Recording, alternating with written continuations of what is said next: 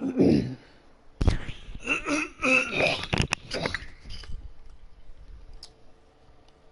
right. Oh boy.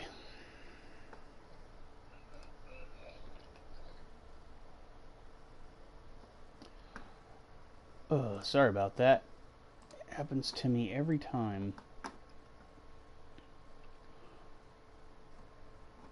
I've been trying to remember to pull the microphone away.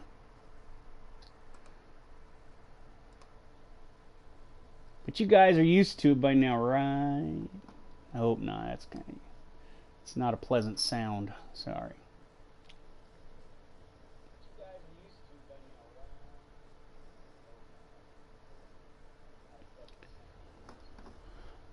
All right, let's get this party started.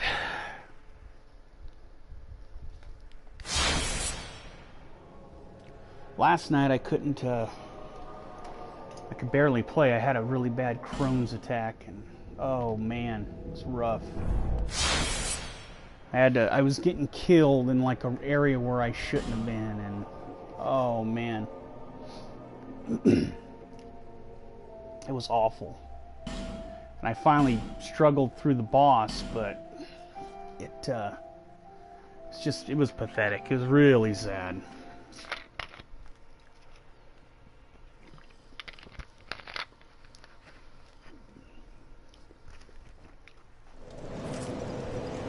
Alright, let me check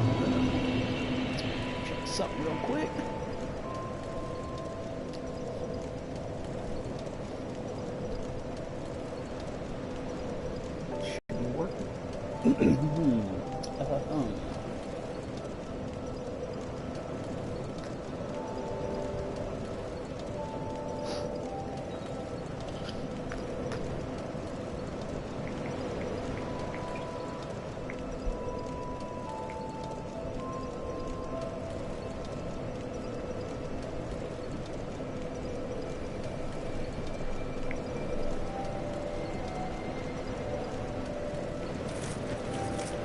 Alright, so we have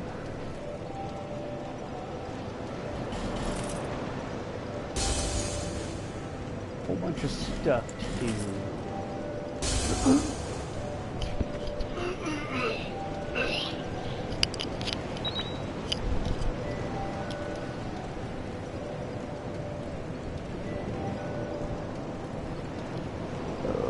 My wife's texting me.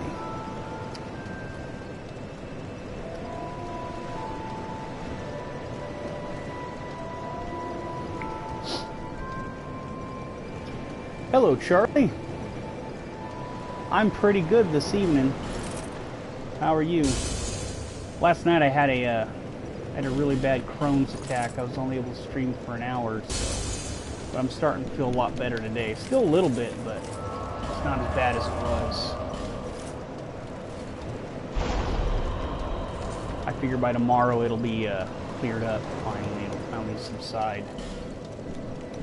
That's good. Yeah, I'm doing a lot better. I think I'll be okay tonight. It was just, it hit me hard yesterday. It was one of those,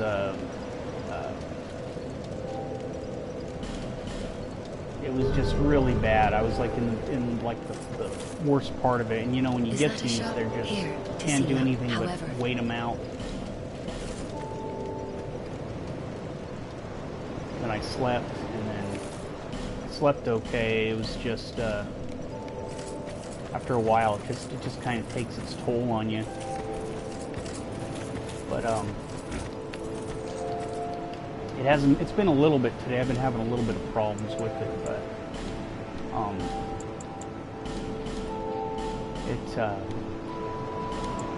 it ended up about I don't know, I'd say a couple hours ago it started calming down finally, like enough to where I was like going back and forth on whether I should stream or not, and I was like, well, shoot, I really wanted to, you know, but I had to.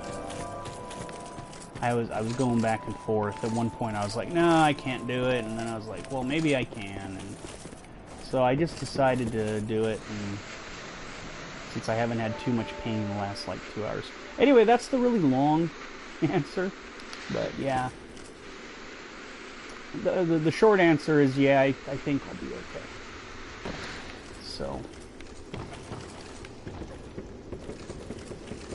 has anybody tried? Have you tried that game Earthlock Festival of Magic?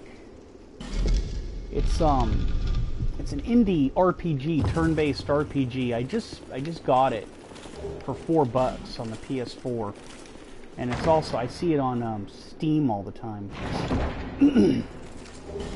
And I played it for about an hour or so, and probably I'd say, well, maybe 2 hours yesterday, and it's not a bad little game. It's not great yet.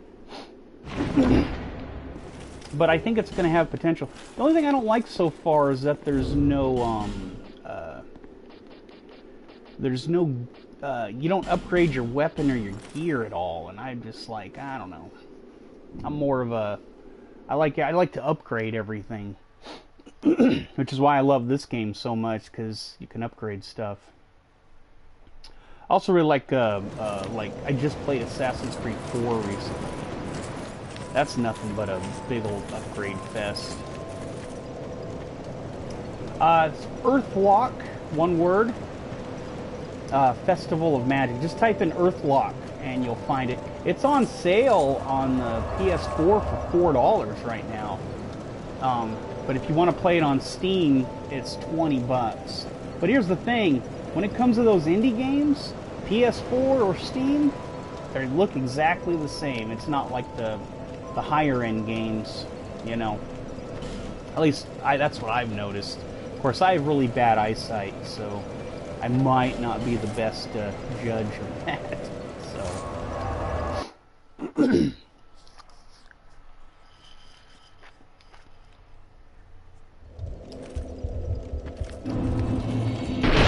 well, I don't know if I wouldn't say it's quite worth $20 though. So you might want to,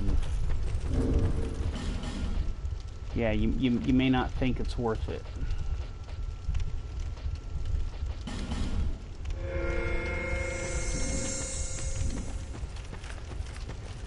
But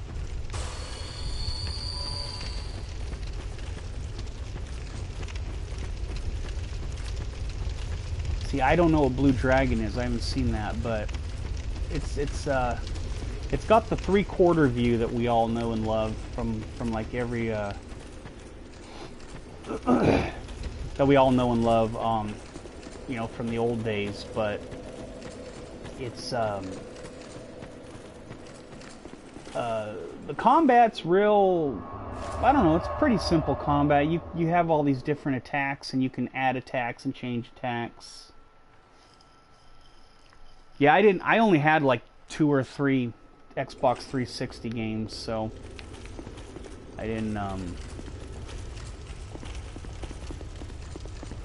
yeah, I'm not familiar with all this.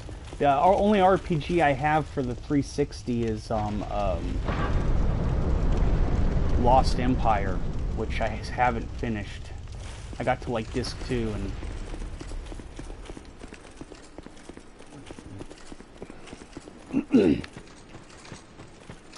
but which I like that game. I need to go back and start over and really give it a good playthrough, but I gave the 360 to the kids because I never played it, so I need to pick up another 360, a better one. It's funny, I actually $5 at a swap meet, and then I paid $25 for a used corded controller. Oh, okay, cool. So yeah, I ended up getting a corded, you know, just a game box controller for like $25, and so I was into this Xbox for $30, and I've had this thing, and when I got it, I couldn't get the tray to work. I couldn't get the games to work right, and then I ended up but I could play downloaded games. And it was kind of funny because I ended up it finally just started working one day, and it's been working ever since. And it was just weird how it worked out, but yeah, it works great now, and it was a real cheap investment, which wasn't too shabby, I must say.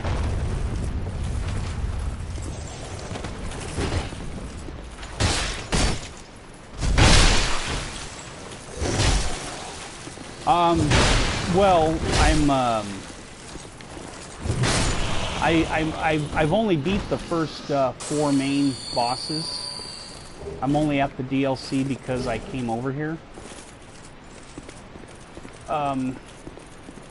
Anyway, I have something in the oven I gotta get. I'll be right back.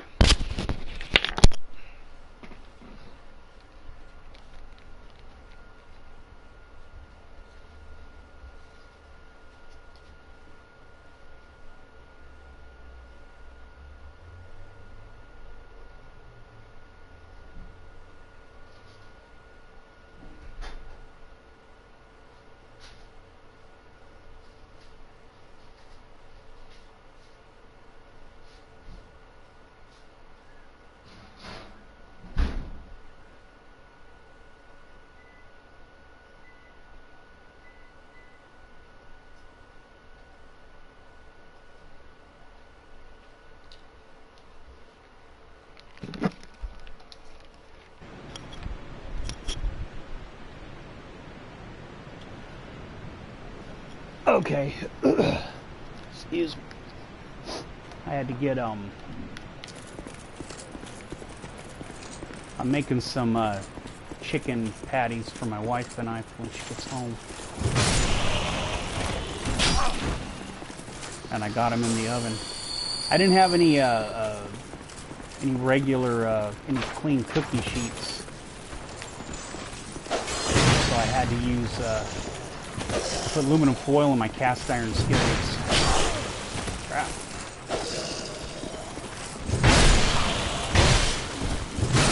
Hello, Ghost Gaming.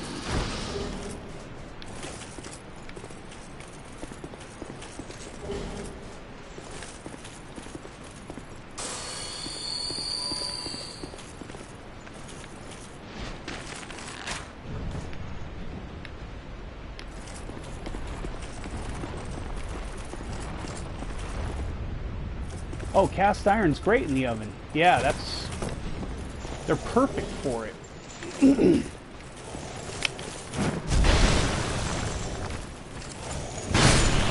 I put some aluminum foil in a cast iron skillet and then put it in the oven to bake the patties. They're just, you know, frozen store-bought ones. I didn't have time to make anything fresh today. Cast iron works great for cornbread, man. Oh man, it makes the best cornbread. You put some real butter and you butter the cast iron, and then the cornbread just comes out, tastes so good.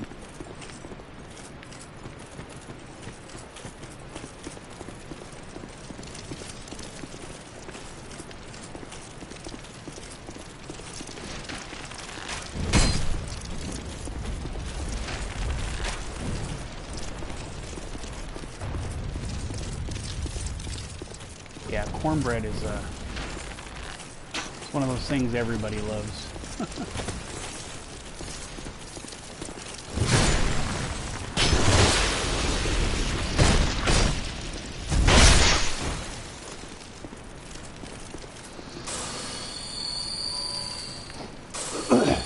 And I live in a farming community, so you can imagine the kind of honey I get over here. Living in a farming community is the best when you like real honey, like I do.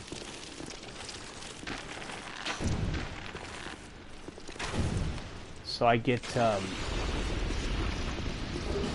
go to this guy out at the swap meet who brings me real honey. Gets, you know, he sells real honey. I got 3 pounds for $13, and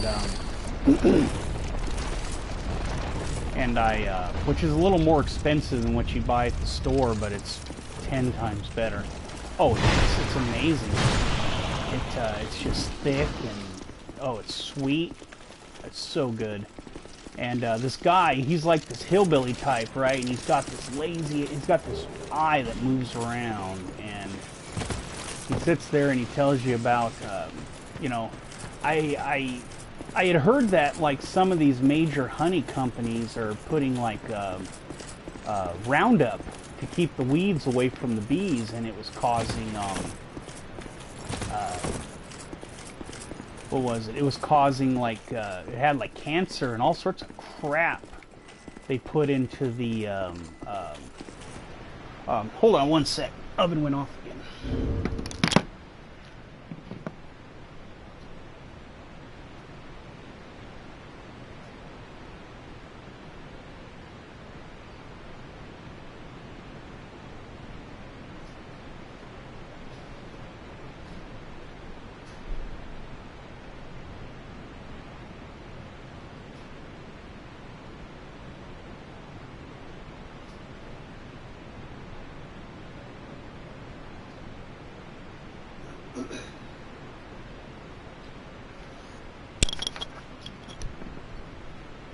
Okay, I don't know why I pause like because it's a habit, even though pausing doesn't mean shit in this game. So anyway, so I asked this guy. I said, yeah, I hear that the Roundup is not good for the honey. So I said, do you put any Roundup in your honey?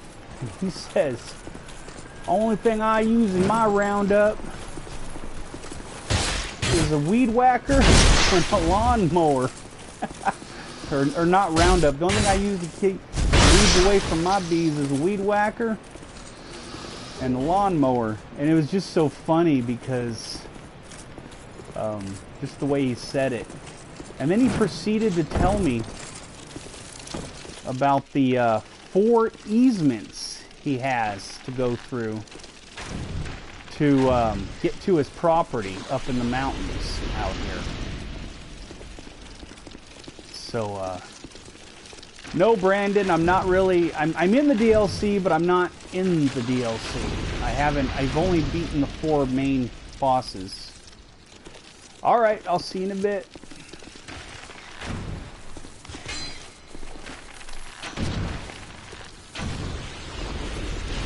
It's funny, that's the first thing Charlie asked when he got here. It's funny, everyone's like, you're on the DLC already? I am. I'm just kind of running through the first part of it. I'm not really on it.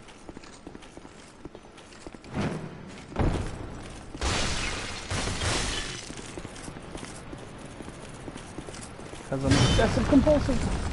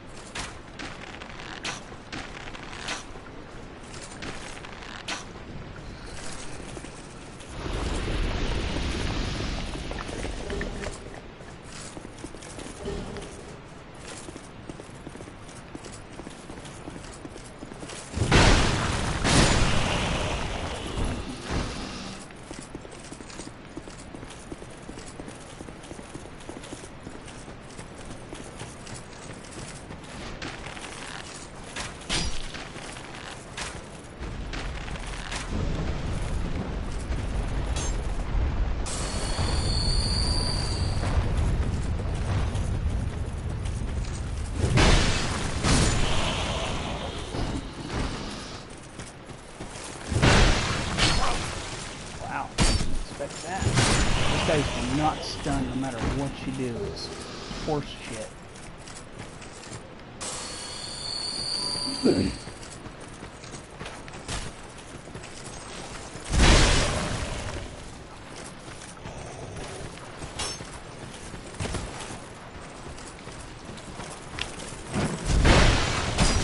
Oh man. Shit, I'm gonna die if I don't get out of here and heal.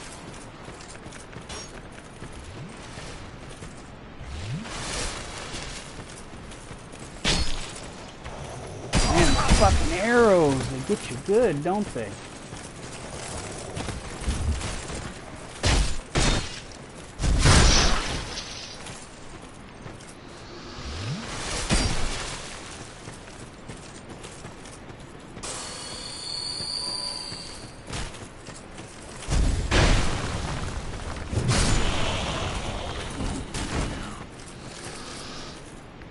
Man, oh man. Yeah, I remember when this first came out, how everyone was so frustrated.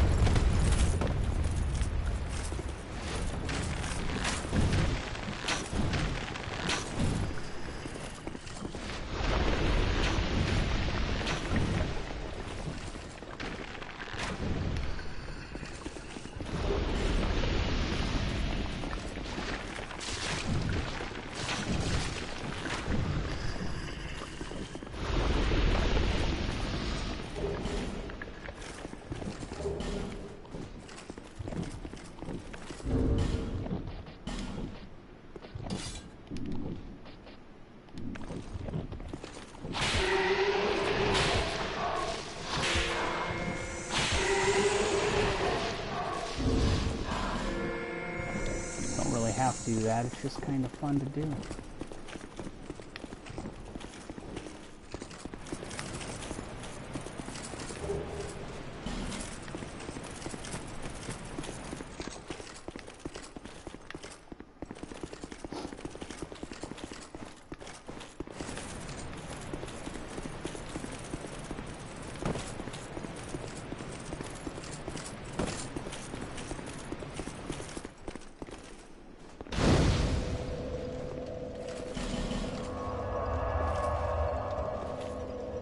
Better get out of here, it's bugging me.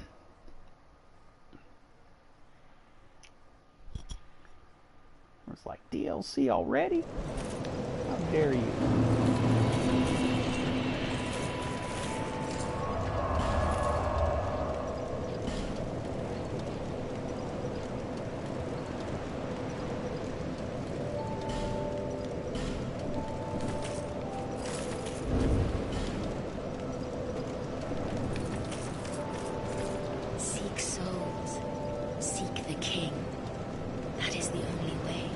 Oh, you never knew how to get to that tree? You do now. It's pretty easy, as you can see.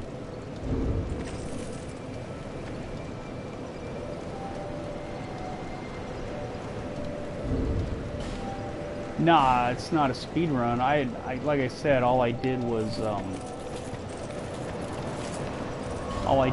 go over to.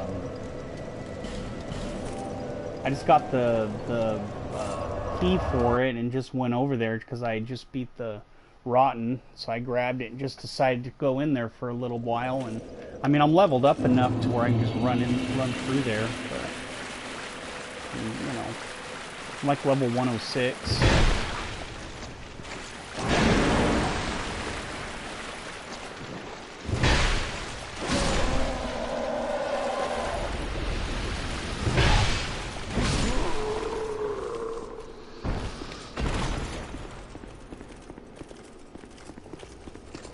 So yeah, it wasn't like, you know, a low-level character or anything. I've got like 7 hours in on this character so far. For the last few days I've been streaming.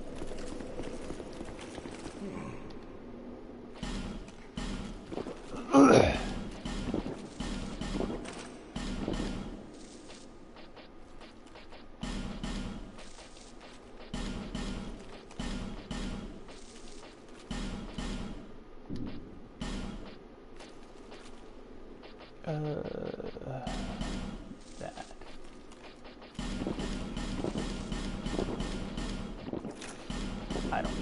Armor of Ore Receiver. Really don't need that. Let's see.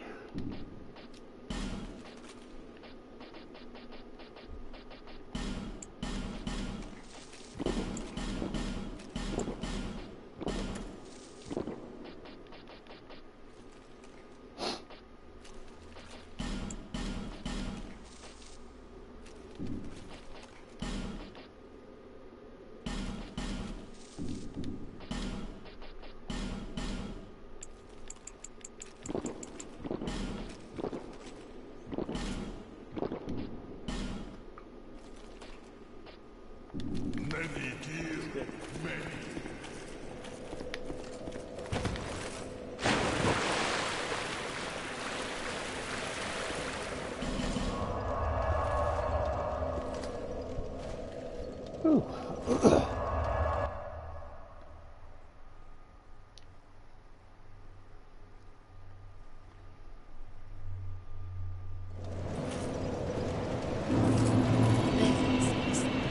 Now I can go ahead and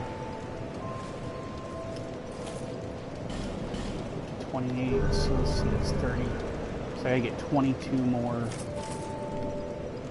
for faith. And then I can put everything else into stamina and health and all that. Thank you, Kai. Where are we at? +4. Alright. Oh. I gotta run the I gotta get getting dinner set up, so I'll be kind of back and forth here. Anyway, I'll be right back.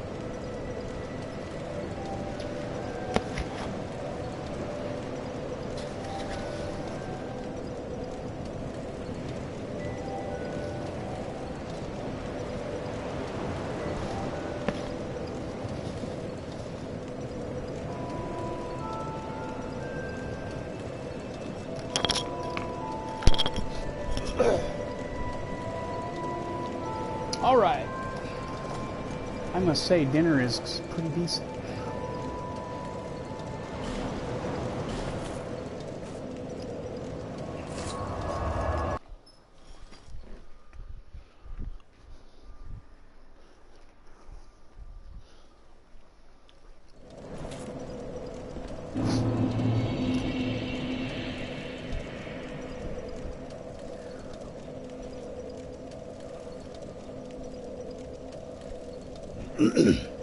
All right. Let's see, y'all.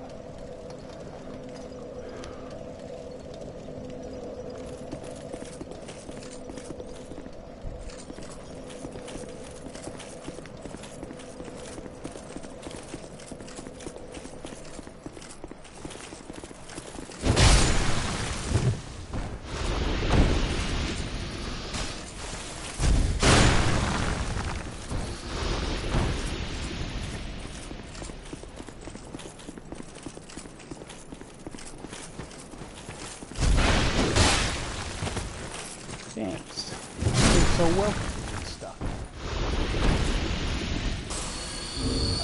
It is at 980, 764.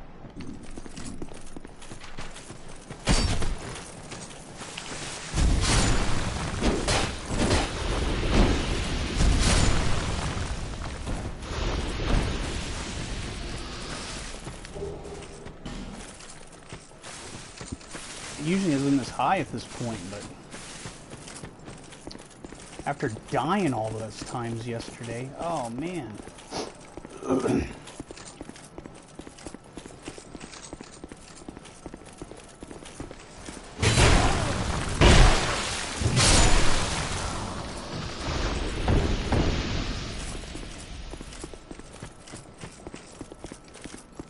I was not feeling good yesterday at all.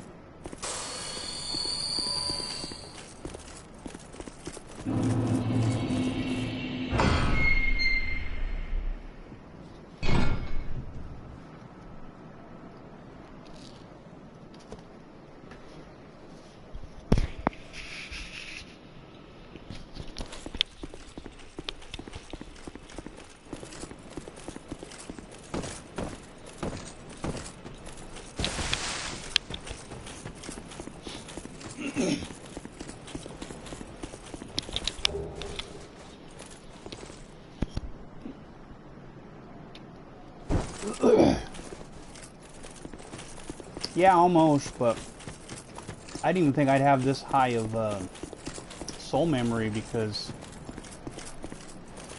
I'm usually at like 600,000 when I go through here. But yeah, I kept dying. The thing is, when you're streaming, you don't play. It's not the same as when you're playing solo with no distractions.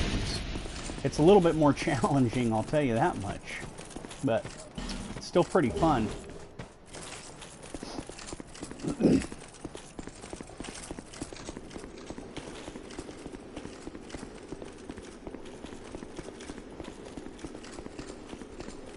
But yeah, I've died way more than like 2 months ago I did a no death run, you know, on my PC. So I mean, I can do it. And I got the ring because I wanted to get that ring. And I got it.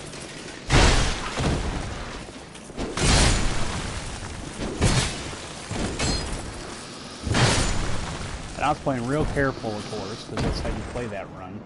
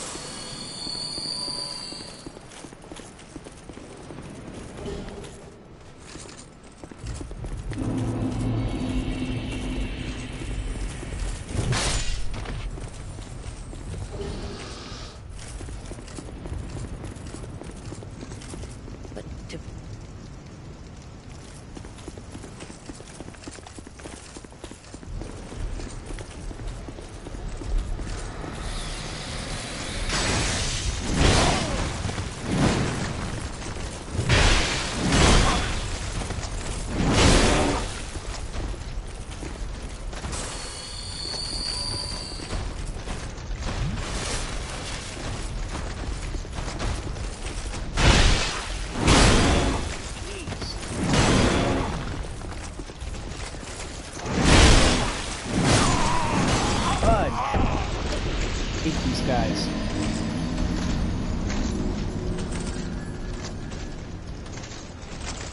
Yeah, it takes long. It takes way longer because you're concentrating on other things, and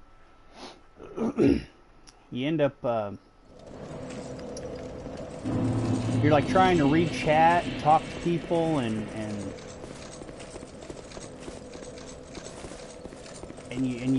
you make dumb mistakes you don't make when you're not like I wouldn't have got that. I would have made that dumb mistake.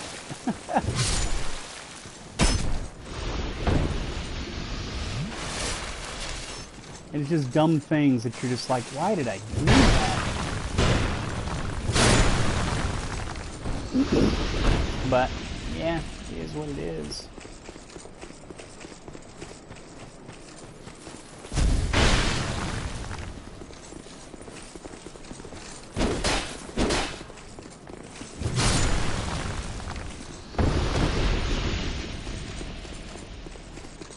You just gotta live with it. Yeah, I don't run past the enemies because that never works. Unless you're really good at it. Like if like all those speedrunning guys can do it, but they're, you know, they know exactly how to do it.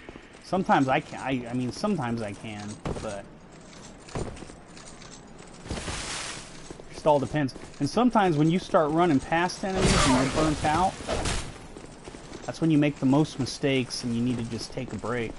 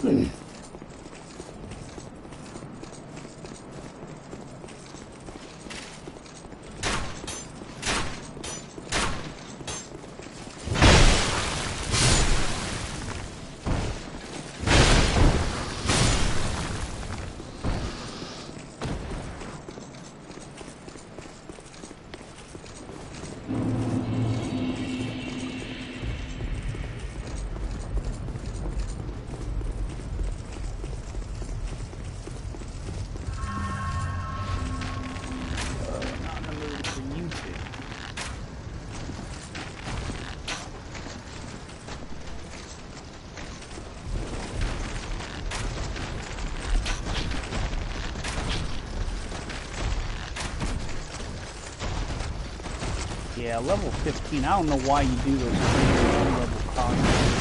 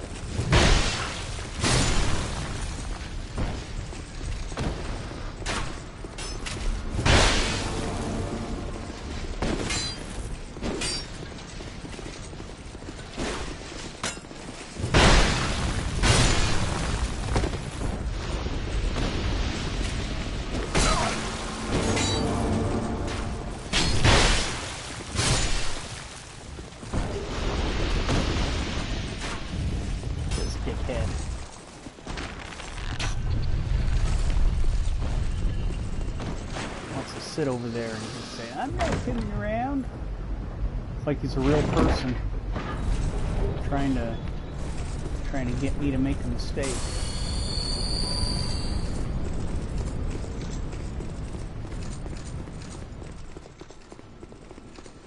It's funny, I was playing Dark Souls 3 with my buddy a few weeks ago. This, His Highness. And of course, we get summoned in the first or we get invaded in the first area. I mean, and these guys kept wanting to run over to the dragon, like, oh yeah, I'm gonna chase you to where all the enemies are. It's like, get the fuck out of here. And I kept telling my friend, I said, don't chase him, that's what he wants. And then they come back and then we kill him. We team up on him and kill the guy. It's like, get out of here with that shit. Well, Who do you think you're trying to trick? This is my first time playing this, you know.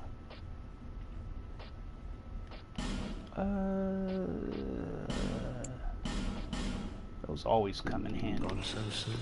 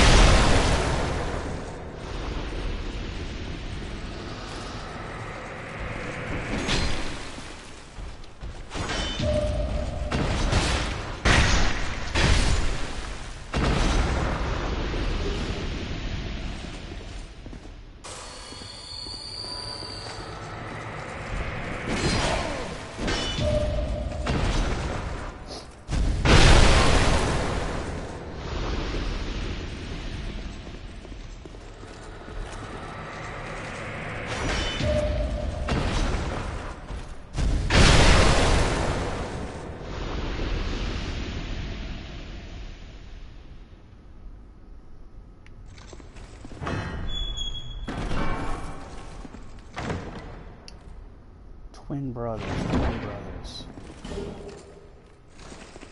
Trying to remember.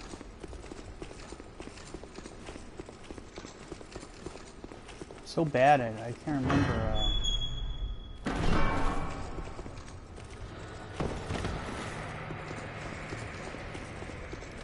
Really, Aldrich is, huh?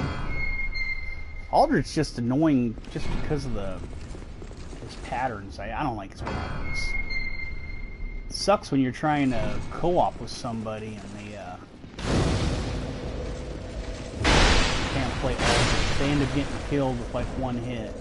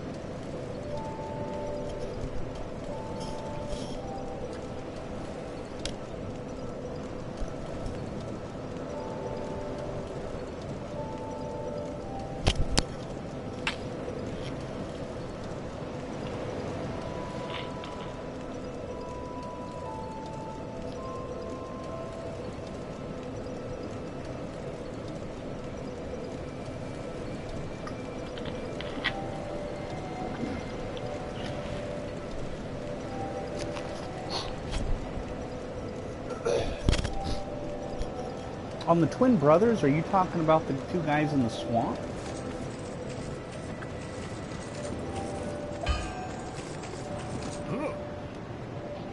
I'll go take. Is that who you're talking about?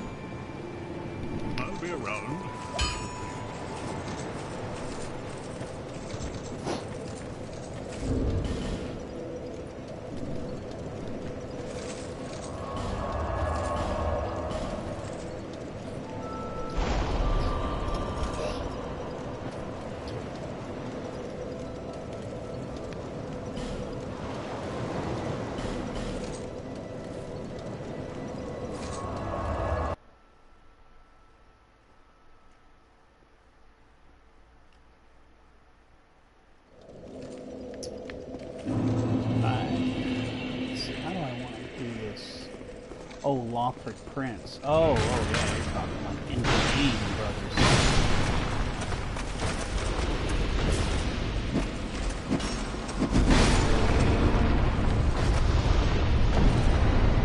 Let's see, do I want to go around and fight all these guys? That's the question.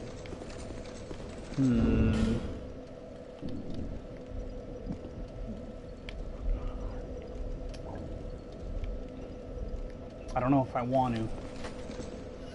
I think I'm gonna go get the one at the end though. Hi, Desiree.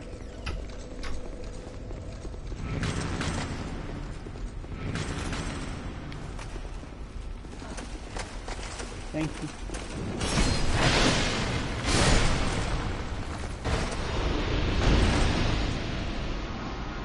I need to get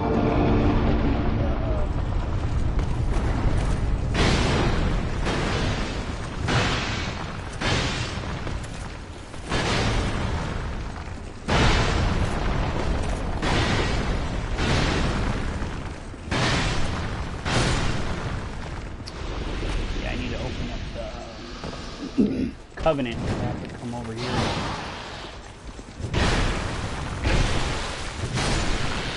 Do that.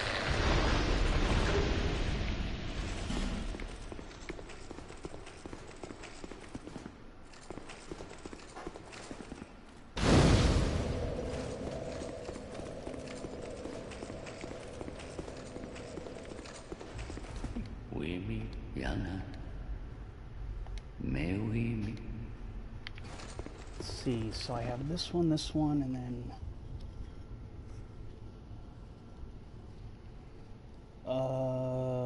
let's see, this one, that one. May we meet it?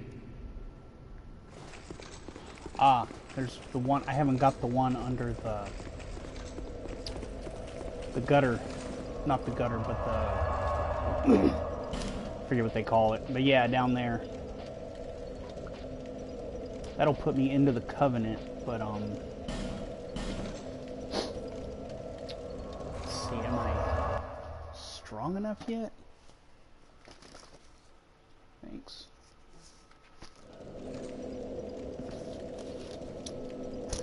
Oh, Mega Man 11's on the new Game Informer. That's a pretty cool cover. My wife just handed me the mail. Or my mail. Let's see. Oh. Always send me this stuff. I don't need that.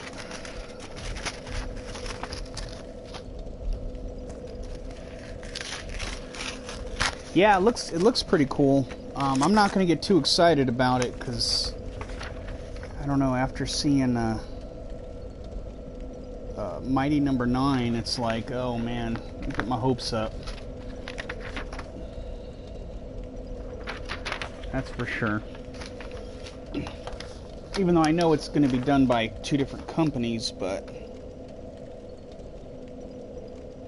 that's the thing when you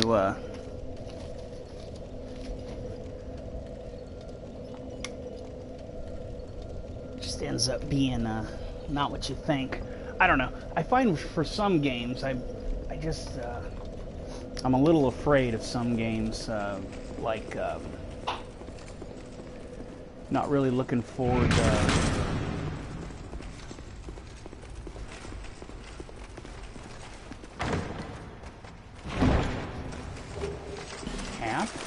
what was that thing again?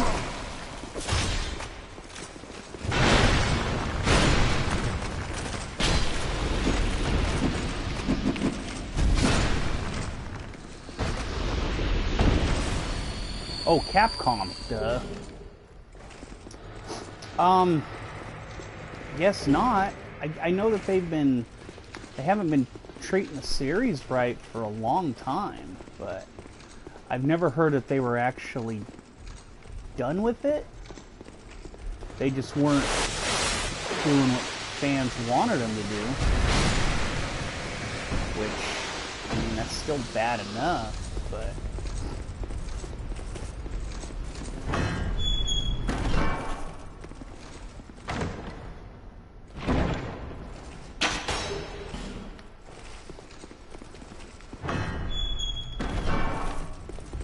you know, they own it. What bugs me is that you got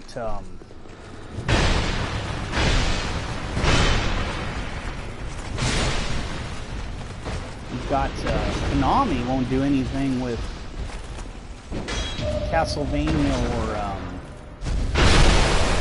Silent Hill. That's what bugs me more than anything.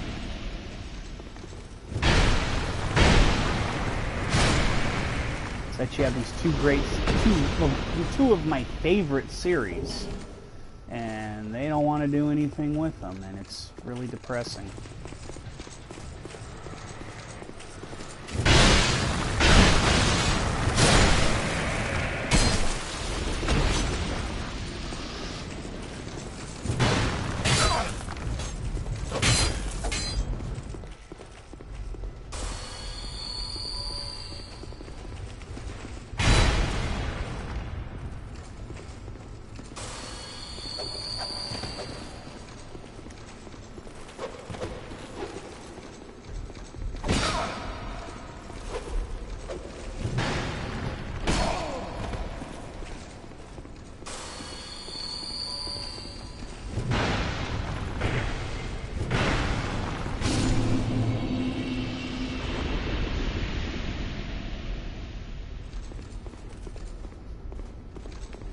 What's your memory at?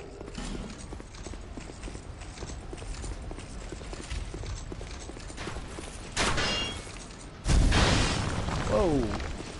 Whoa! Stop that!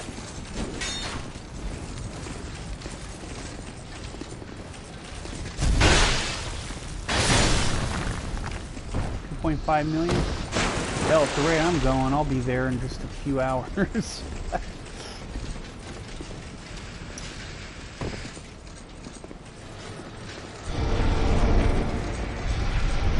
Are you on a new game? Are you still on new game? Shit.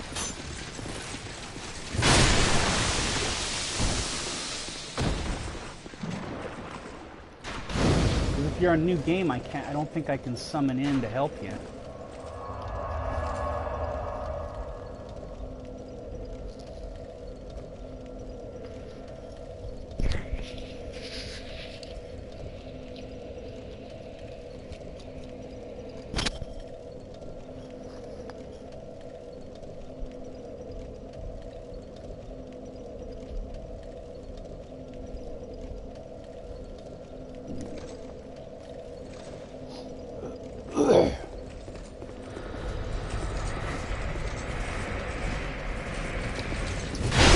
New Game Plus, you can't play.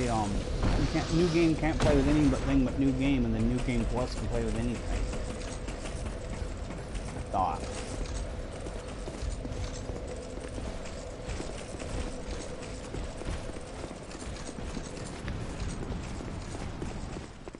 Now I'm not sure. Visit Ven. We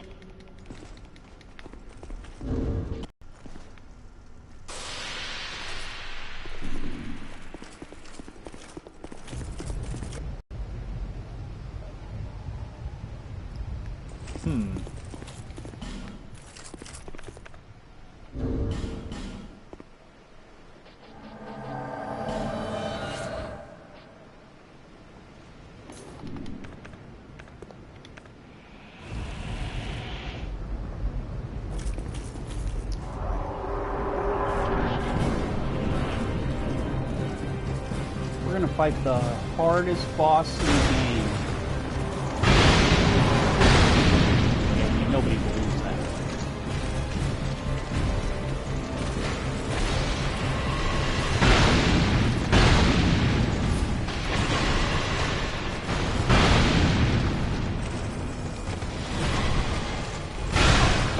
Oh, you bastards.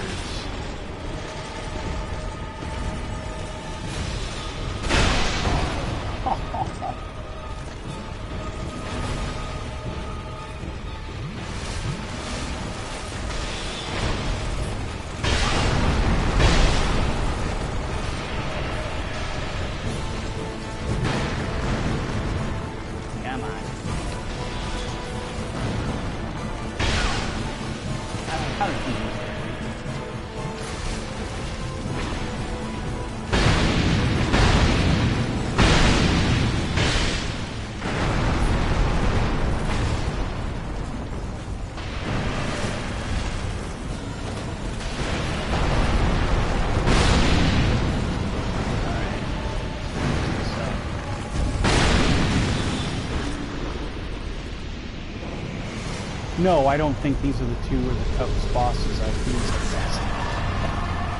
Everybody knows they're kind of a joke.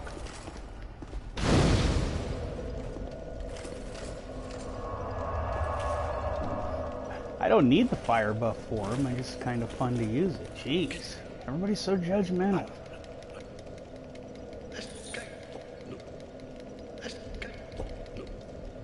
Jeez Louise, guys, give me a break here.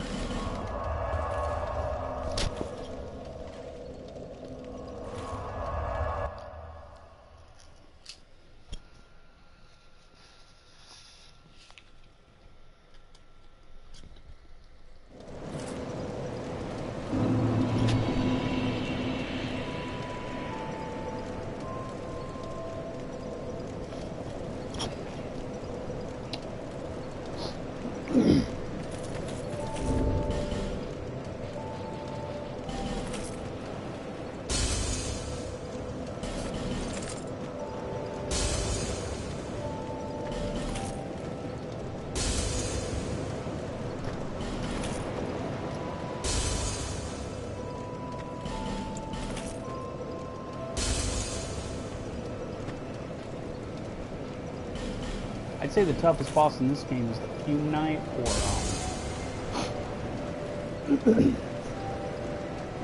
or if you don't have the right gear, it can be the whatchamacallit, the hidden boss. God, I can't remember his name. If you don't have the right gear or understand his patterns, he can be a pain. Also, Sir Alon can be a pain too. If you don't know how to read his patterns right.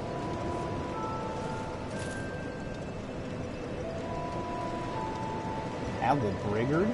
Are you talking about the three guys in the Havel Brigade? Are you talking about those three guys? Those guys are easy if you know how to do it. That's one of those fights you just gotta kind of know how to do it. It's if you know how to do the run around technique, you're fine, which is real easy to do. Yeah, the Grave Robbers. The Grave Robbers are easy for me. I've beat them solo in like New Game Plus 4. Just as easily as I beat them in New Game Plus.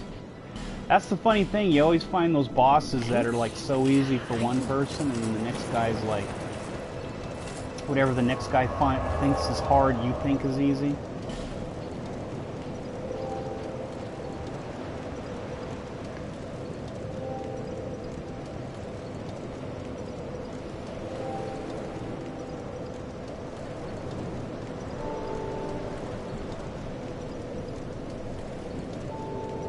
Knight at the bottom of the DLC. You call it the Fume Knight? Or the one in the ice, I forget his name, the Ivory Knight, I think.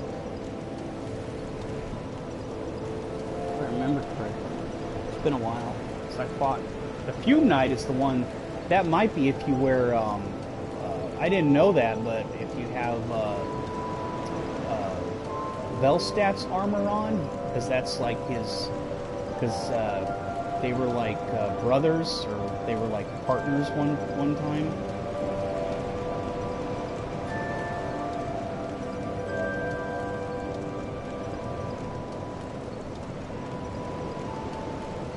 I'm not sure.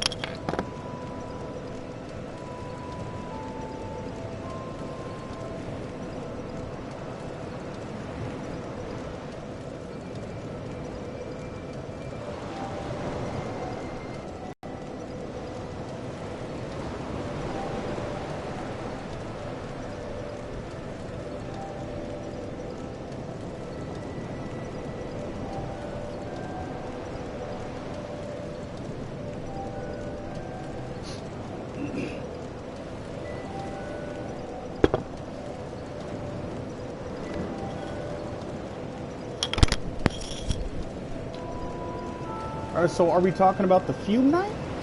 With the fire, with the big ass sword? And if you wear the Velstadt armor? Because yeah, the lore is with those two is that they were both protectors of the king. And, okay. Yeah, so they were both protectors of the king, and they, were like brothers. And the Fume Knight actually betrayed Velstadt and left. And so they became enemies.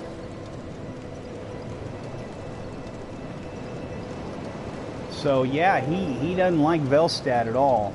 They're enemies. So I don't know if you wear his armor and you fight Velstadt, if Velstadt gets stronger or not. I didn't know he got stronger. I'll have to look up that up and see what he does.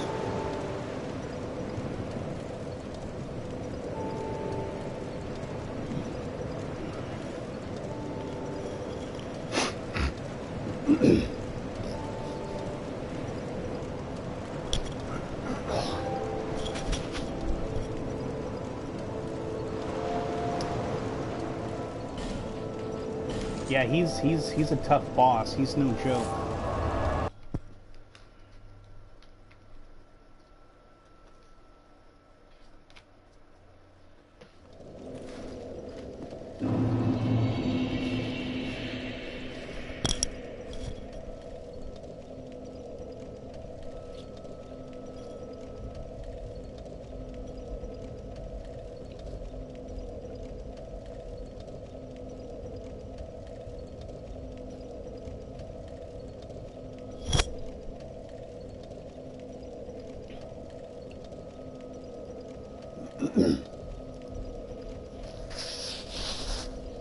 Oh, he starts off in the second form when you wear the helmet? That's crazy.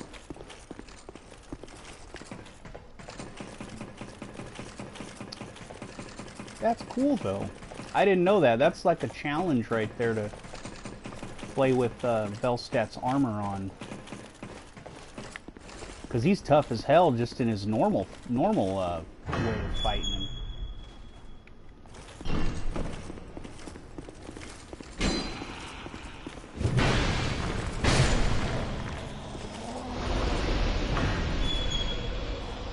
Yeah, it's a cool looking set. I mean, that's for sure.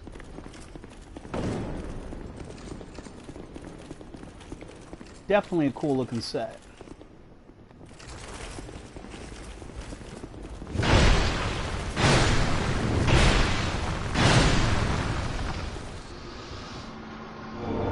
I'll have to look up and see what the wiki says about it, because they always know the exact rules and everything of what you can and can't do and stuff, situations like that.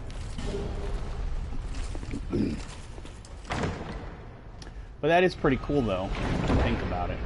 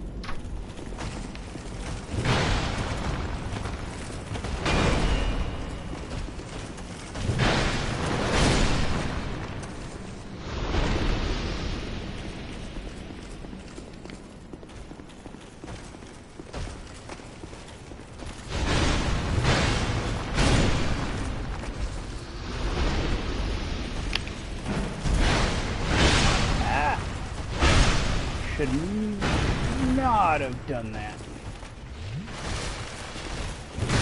Should have just hit him normal instead of doing the trying to be cool with the jump attack.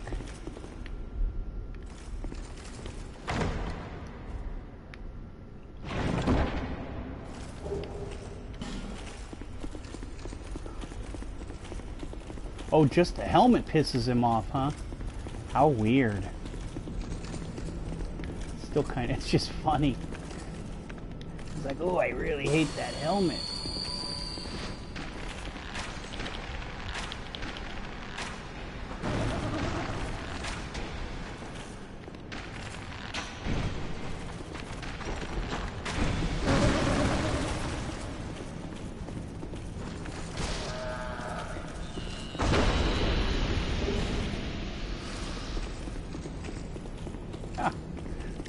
Pissed off at the helmet. Just funny.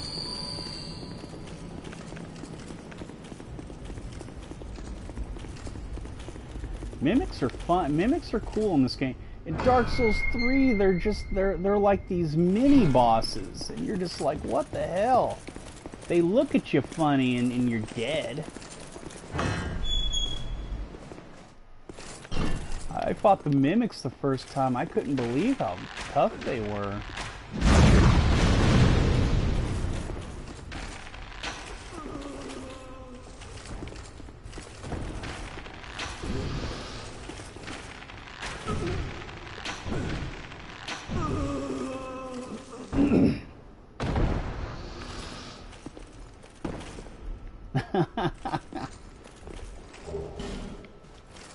Yeah, mimics, if you played Demon Souls first, Demon Souls has no chests at all, so there's no mimics. So yeah, if you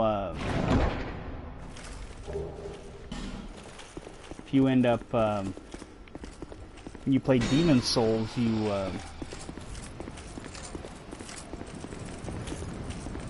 don't see them. So, but yeah, you play Dark Souls 1, they're there. There's a few of, there's like 5 or 6. But they really aren't a big deal in Demon Souls.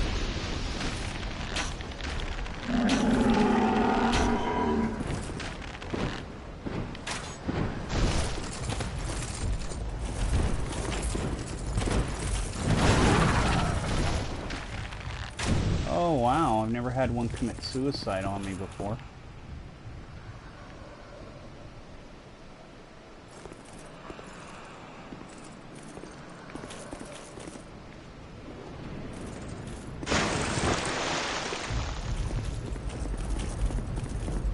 Yeah, Demon Souls doesn't have the Estus flask either.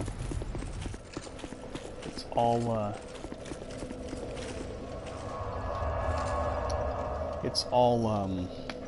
grasses.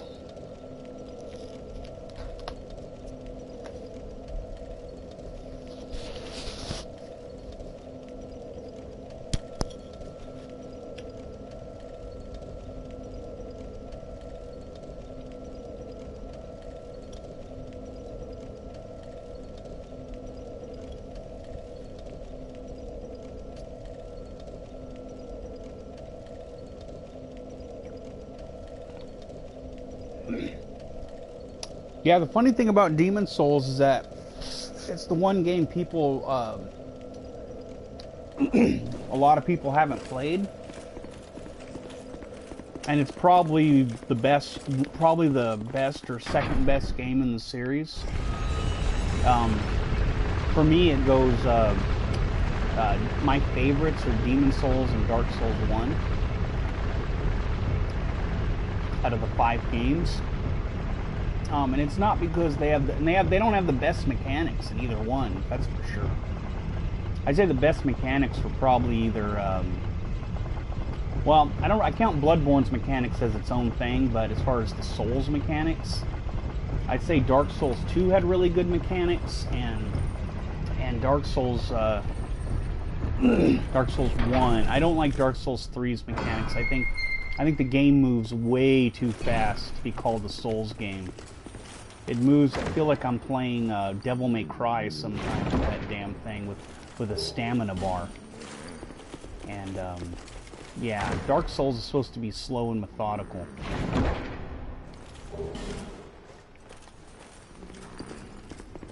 Dark Souls 2 does get too much hate, and but Dark Souls 2 is what more like Bloodborne? Demon Souls? Demon Souls isn't like Bloodborne as far as mechanics at all, but I guess in the story they aren't the same either. They're both really dark.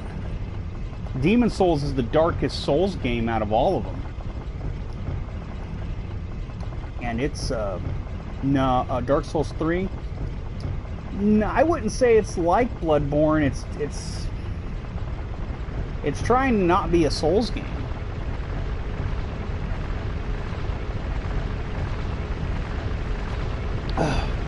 Like Dark Souls 2 was trying to be something different, but Dark Souls 3 was trying to be Bloodborne, and it failed, in my opinion. I think it's way too fast. And they made the enemies so fast that my eyes can barely register them. It's ridiculous. I feel like I'm... And it's funny, when I play Bloodborne, I don't really have that problem that I have playing Dark Souls 3, because the thing about Bloodborne is that the characters move fast also, which you get, which is what you need if you're going to have these super fast bosses. You got to have, your character has to be able to match the speed, you know. And that's the problem, is that the character, everything moves faster than you do. Even the stupid little enemies that you meet early on in the game, they all move faster than you. And it's just really annoying.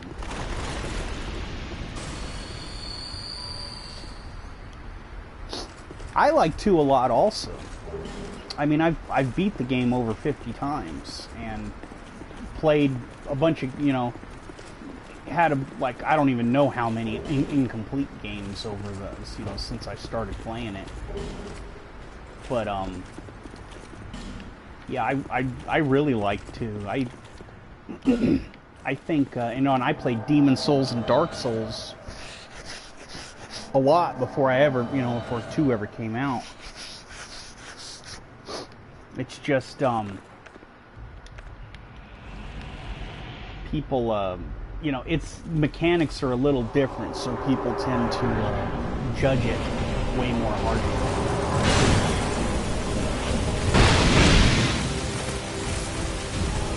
Which, you know, not that, I mean, it's kind of not fair, but at the same time, you know, people want what they want in these games.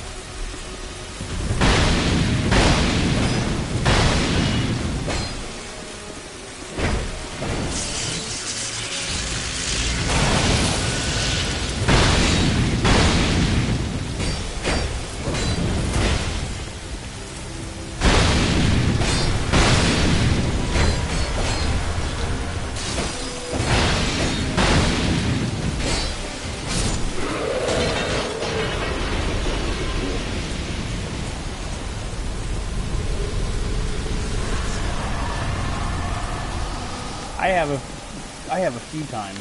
It's kind of hard to do from what I hear. In Demon Souls, that's a Demon Souls thing they brought back.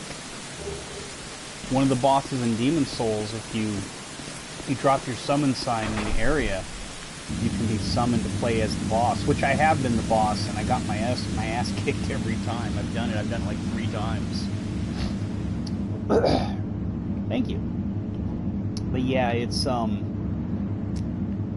was a demon soul thing.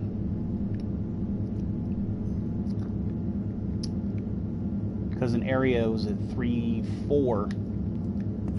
There's a boss battle. And here's the cool thing, if you play as the boss and you end up beating the player, you get a special headpiece. You get the boss's headgear, which the only way to get that headgear is if you beat a player. I've never been able to get it, and it's pretty cool headgear. But they based the Xanthias crown off of this headgear, because this looks like a tornado on top of your head, and then the Xanthias crown is like a big old whatchamacallit. And then in Dark Souls 3 they went back to like the headgear from Demon Souls. Yeah, except it looks way better in Demon Souls, and it's not quite, it's more of a lighter yellow, more of a tan, and it looks like a tornado. It actually looks cool. The one in Dark Souls looks stupid, but in Dark Souls 3 they went back to like the tornado look of it. For the Xanthias crown. But in the Demon Souls, it's called the Old Monk.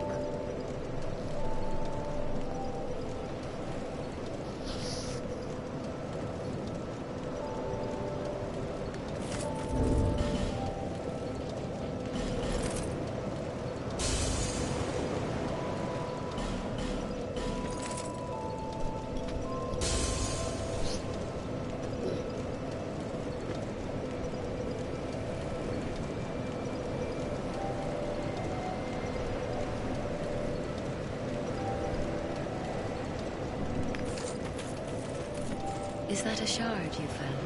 It does. It looks silly all the Here, time. to see But luck, yeah, however. that's it is. It's a. You're right. It's a silly looking piece of headgear, but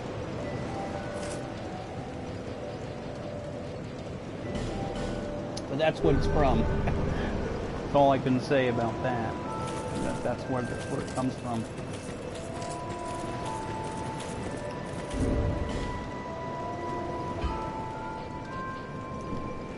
That it's all based on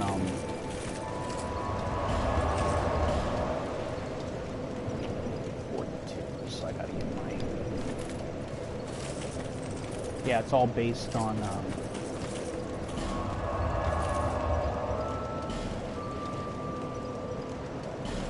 it's all based on the Old Monk. Go look up the Old Monk if you're on, I mean, I'm obviously you're online, but yeah, go look up the Old Monk in Demon Souls, and it doesn't look bad. It actually looks pretty cool. Even though it's got that crazy looking headpiece, but it doesn't look like the Dark Souls 1. What sucks about Demon Souls is they're getting ready, after 10 years of it being online, they're going to finally take it off, they're finally going to shut the servers down in February, and that sucks because it's one of those great it's one of those really fun games to play. I mean, everybody should play it online at least once, and can't right now because it's leaving, but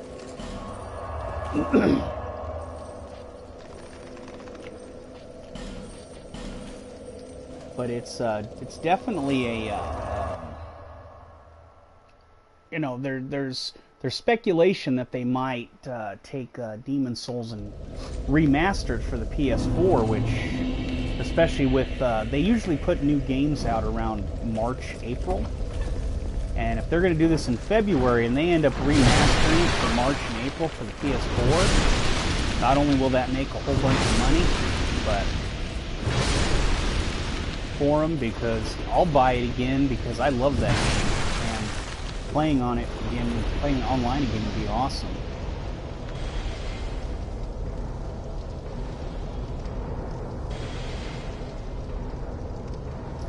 I wish they would do Demon Souls. They did a remake for, they did a remaster for, I think, Xbox One. But they ended up not doing it for PS4, which I'm hoping that they're gonna do, because it'll definitely get people will, you know, it's one of those things people will want to play it. It's not like one of those things that people aren't gonna want. So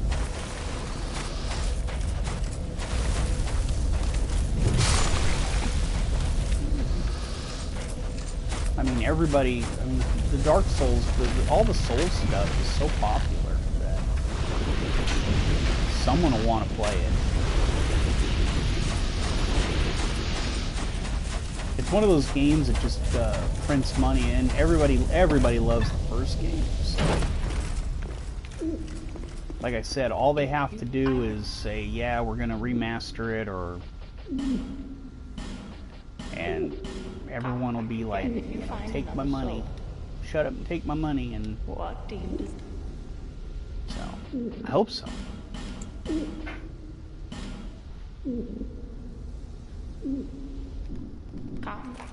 Think so? I haven't looked at it in a while.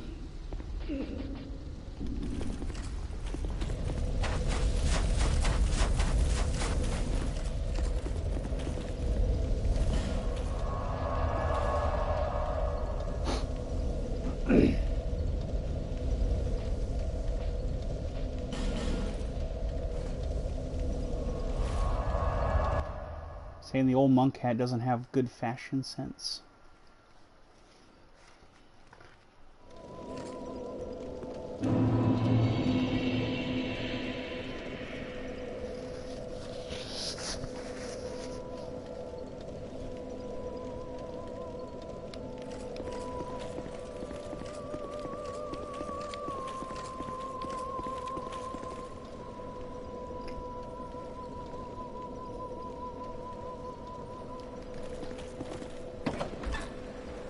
Are you talking about the old monk, the old man that you see before you fight the boss, or are you talking about the actual boss part?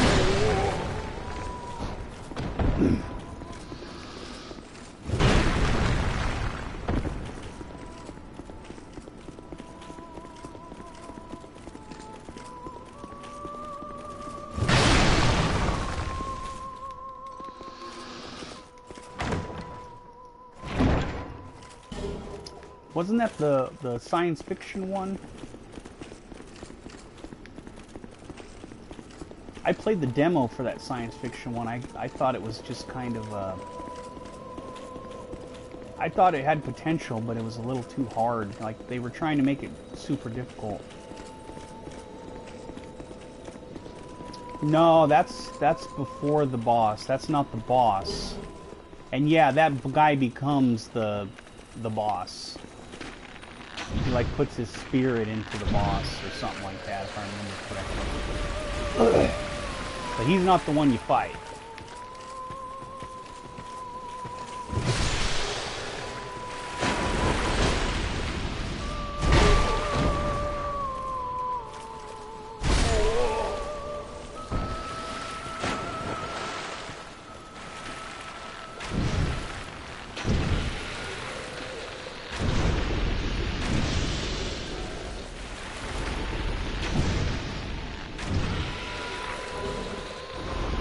Yeah, Code Vein is the science fiction, or am I thinking of something else? Is it the one where you're like on a space station?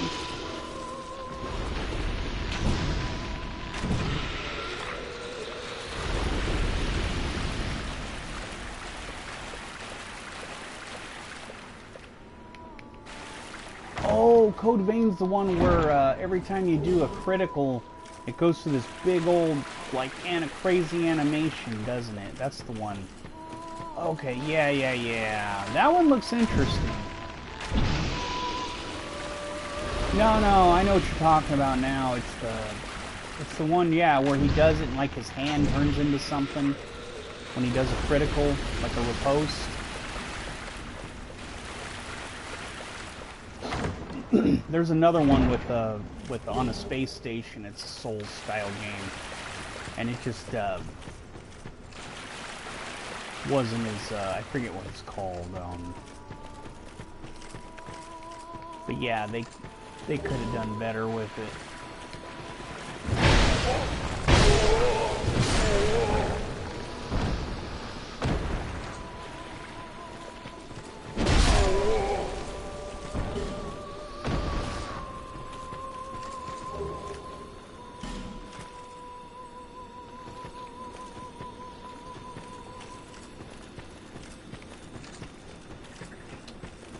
No, I don't think you have a mech suit. I think the one you're thinking of with the suit is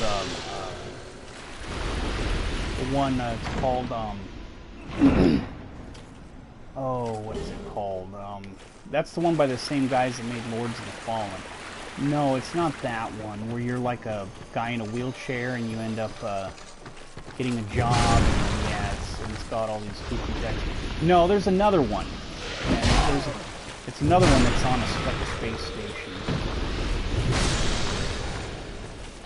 Yeah, there's something about people wanting to do science fiction Souls, and it kind of doesn't fit. You're using swords and stuff.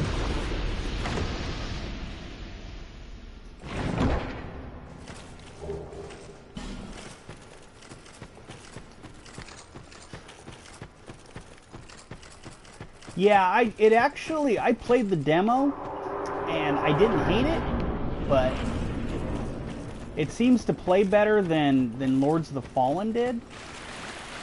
But it's still not a Souls game. It's just a stamina-based RPG with, combat. Let me see if I can find that game really quick. I had it on my I had it on my PC.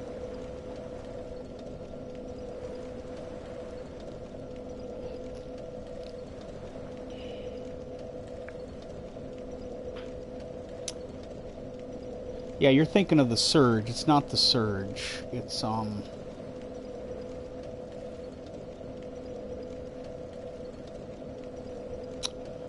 think it's called Hellpoint. Look up Hellpoint. And that's the one I was talking about. But yeah, the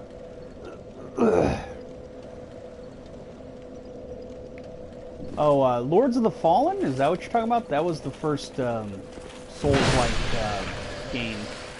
And it's not the worst game ever. I'm gonna get more arrows for this area.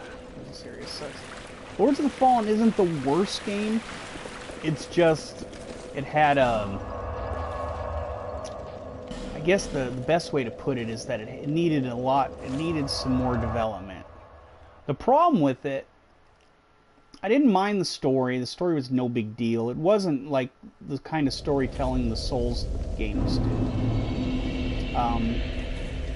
It was more of a,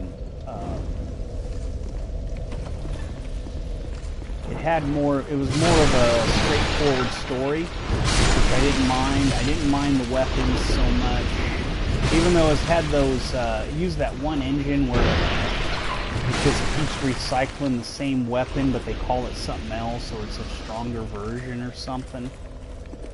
So it didn't have the uniqueness that a Souls game has.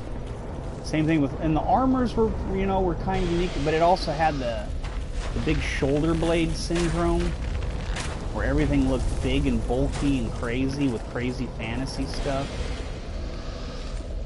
which I'm not the biggest fan of. I mean, it's not the worst thing, really. I mean, I don't mind it as much, but at least it's not a first-person shooter. But it had my biggest problem with Lords of the Fallen was that every single enemy was faster than you were, and the only way to get a hit on any enemy was to do a running jump attack. That was the only way you were fast enough to hit anything. Otherwise, you were just too slow and bulky, and lighter weapons didn't do enough damage. And it was just really disappointing in that respect, because nothing ever worked like it was supposed to. At least that was my problem with it. Everything else, I mean, the story was like, yeah, it's whatever. It looks like it was going to have like a sequel, but they ended up doing The Surge instead. And then when I played the DLC, I never really cared about finishing it, because the DLC was kind of DLC was just kind of like, I don't know, some of it was just like really tough, and then you had these enemies that when you'd hit them, they wouldn't take any damage unless you did magic, and the magic system in that game is just total garbage.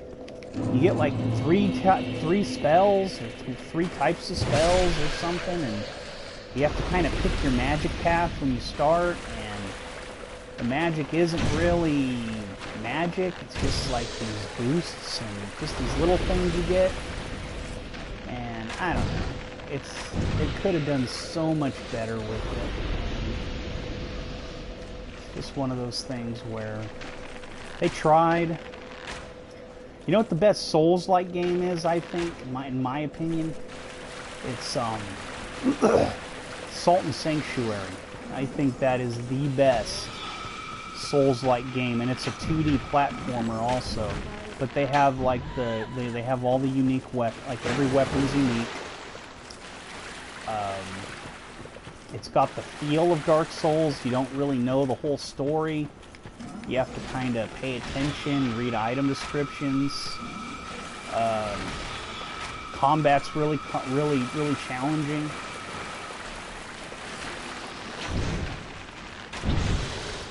Really good game. It was just, they did really well with it, and you could tell that and it was made by a husband and wife, and you could tell they really cared about what they were doing. And I've probably beat Salt and Sanctuary 10 times. It's just one of those, it's just a really good game.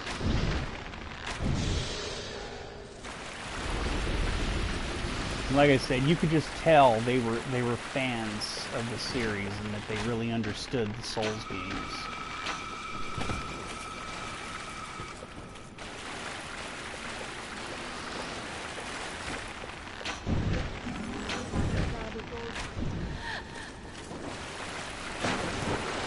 Because the Lords of the Fallen guys, they seemed like they liked the Souls games, but they didn't really understand them. They didn't understand the complexity of the storytelling. They were just more, it felt like more like a cash-in.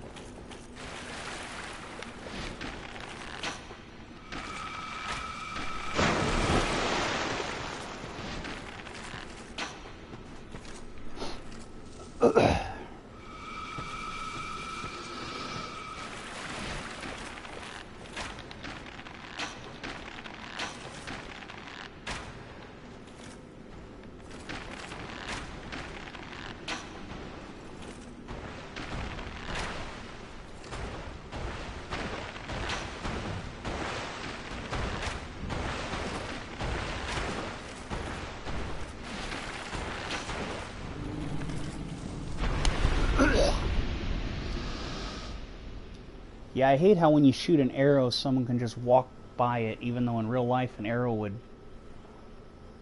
At close range, an arrow would be so fast you wouldn't be able to register it, be able to move fast enough out of the way.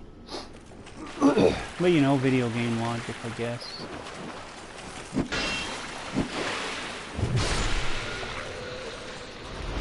I probably look too much into this stuff.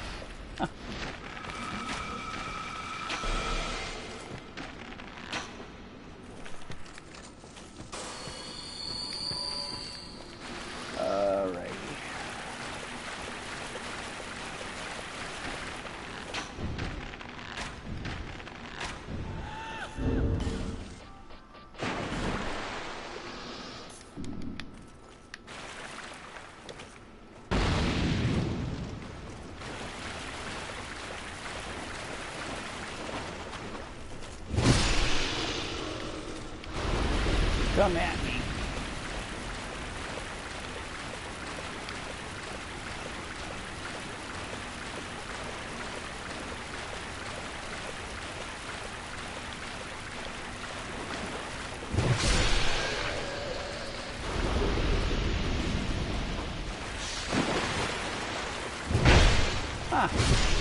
I like moved out of the way just in time for that one.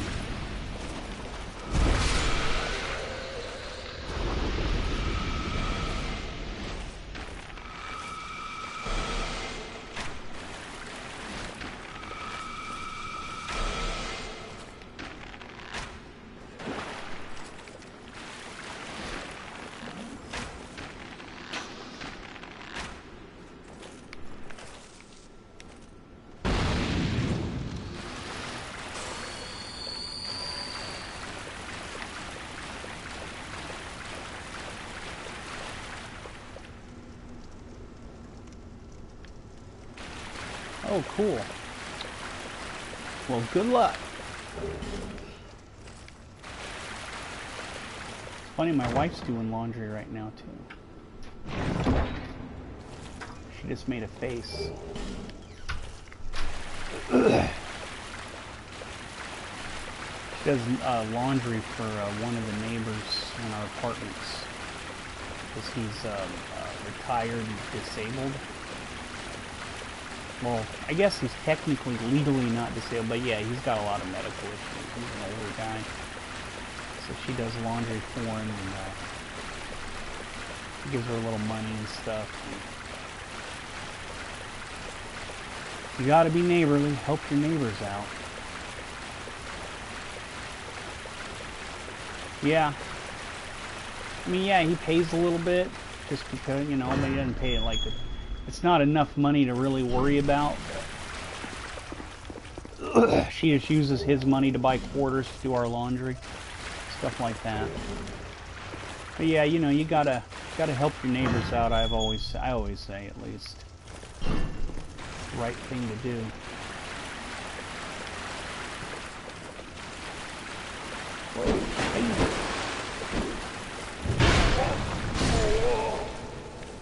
Especially nowadays, where nobody wants to help each other anymore. They all want to. It's like being selfish is the new way for everybody to be.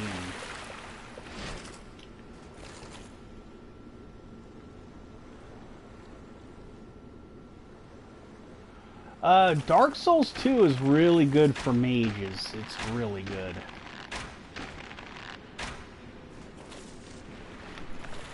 You can make a real good mage build.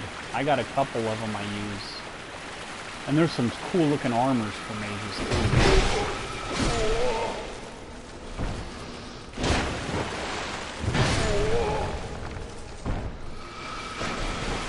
So yeah, that's a big yes on that.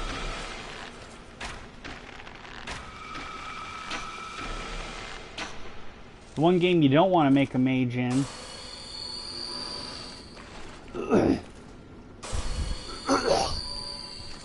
You can do either, but they're both really good in this. But if you've never done a mage in this game, I would do it.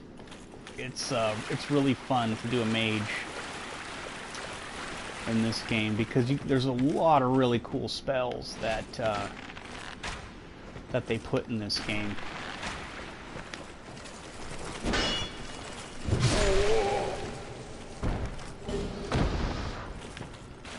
So yeah, I would definitely do a mage in this game. I mean, you can do the thing about doing a pyromancer is you have to put you have to put more stats into faith and magic and intelligence, like a hex build. But even though you don't really have to.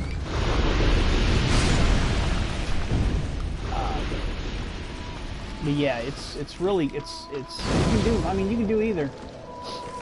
I mean, I've done a pyro build without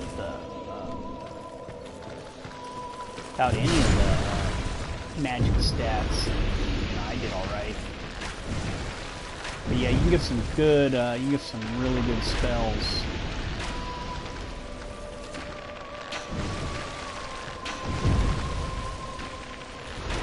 Especially if you're going to take the sorcerer to like Nubian Plus and stuff, you get some really good weapons and spells and things.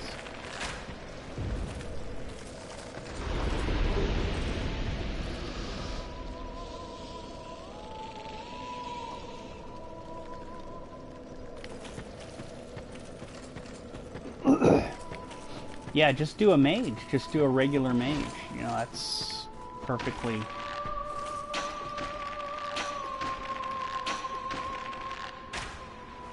A mage is perfect.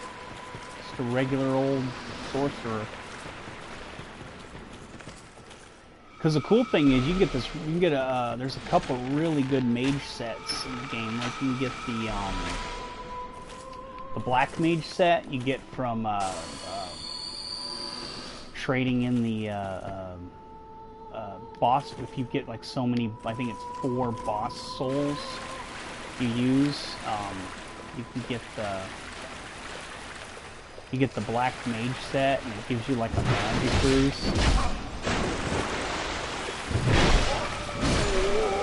Yeah, this game is really good about using all the builds that you can that exist.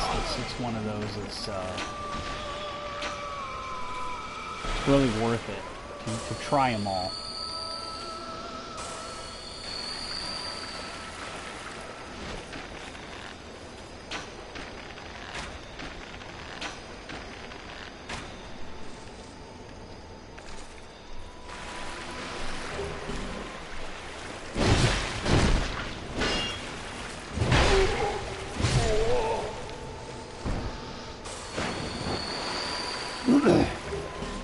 I don't know if Brandon's still on, but he's done like every build known to man 800 times.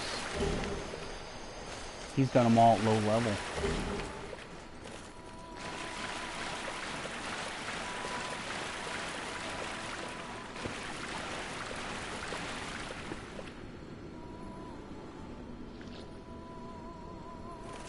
Yeah, see, in Dark Souls 1, you want to get the crystal spells.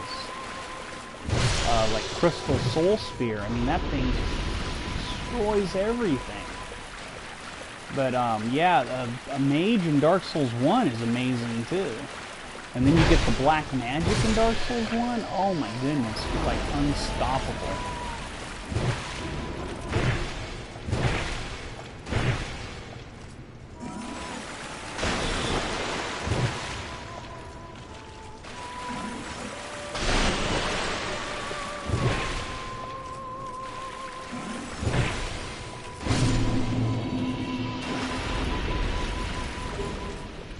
Yeah, and then you have like crystal, you have crystal soul spear, you get regular soul spear, you get crystal, oh, I gotta do a build. I gotta check my, my equipment and see if I can do a Dark Souls 1 run. Because I think,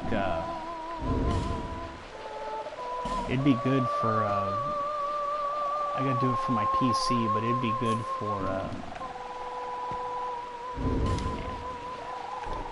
it'd be really good for you know, do a build like that.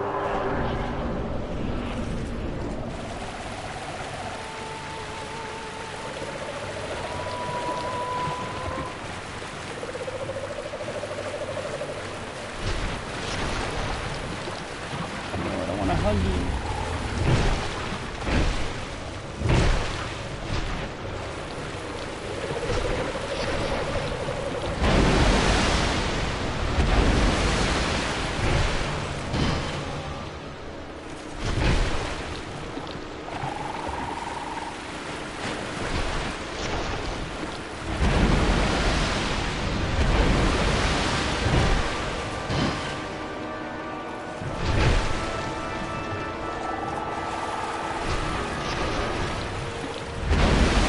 Yeah, just a soul arrow is a basic spell.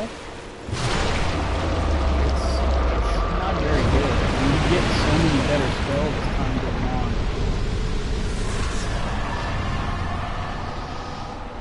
Yeah, it's one of those bosses where if you've never fought him, like your first time you fight him, you don't know what to expect. You think that he's, you know, a little more challenging, but Once you learn all the patterns with this boss, he's just kind of a joke.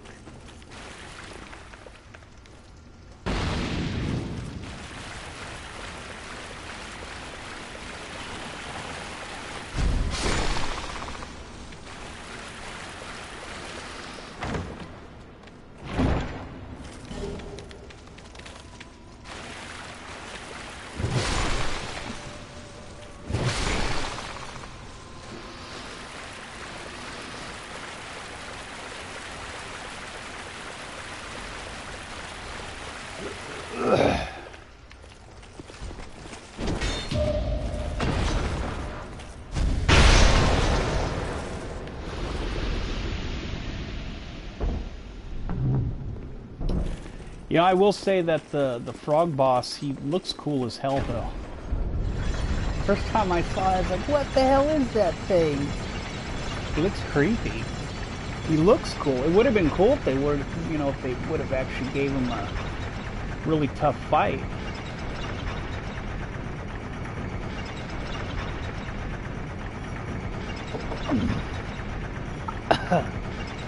Because he looks awesome.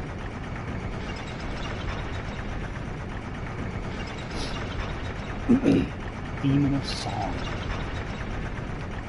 And the lore behind him is really cool too. Like, it's one of those bosses he could have been so good, but they decided to make him a real easy fight. And he shouldn't be all that easy this late in the game, but because in the original game before the DLC ever came out, this was like just before. This is about 3/4 in.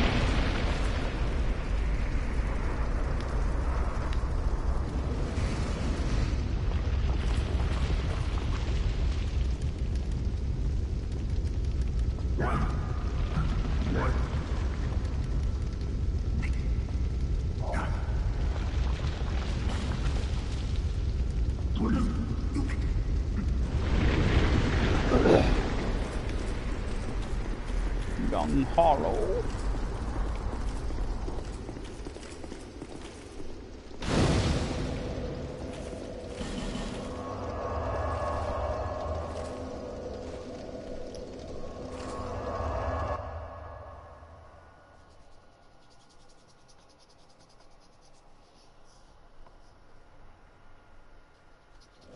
Did you ever look up Hellpoint?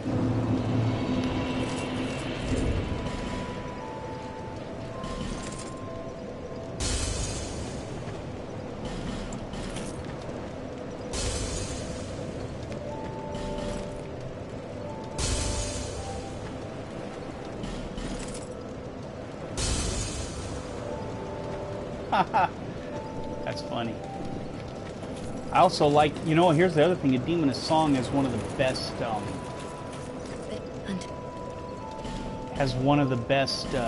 boss weapons, the Spotted Whip. But then I hear in Dark Souls 3 the Spotted Whip is garbage, so go figure. Yeah, Hellpoint looks like you're playing Dark Souls on a space station. It's I knew. just different, I guess. I don't know.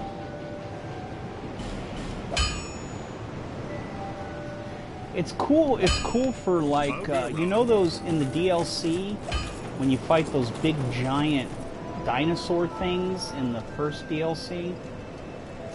It's great for them because you can whip them a few times and they'll poison, and then you just kind of have to wait them out or hit them, you know, roll through them.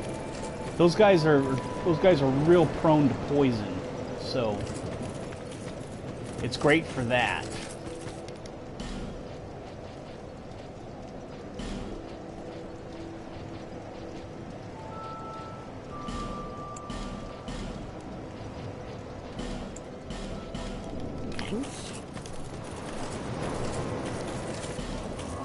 Like, you know, whips are fun. Whips aren't very good for regular play. They're great for, like, DLC stuff. I mean, not DLC stuff, but I mean, PvP.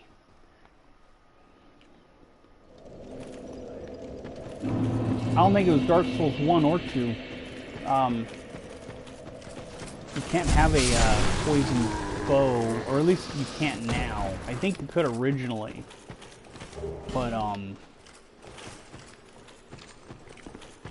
yeah, they don't let you do a poison bow, even though it'd be cool.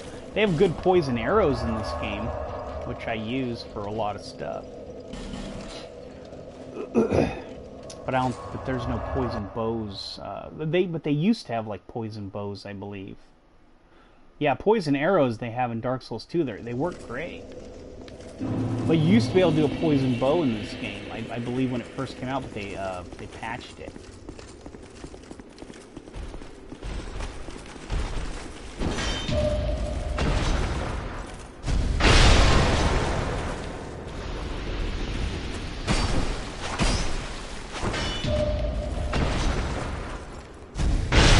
I actually like the cyan knight armor.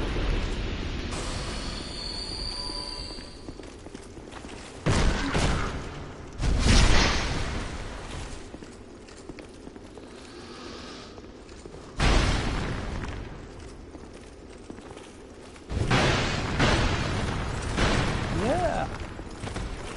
I like his armor too. It's just a hard set to get. Farm it. And they really like to drop their shields, but they don't like to drop their armor.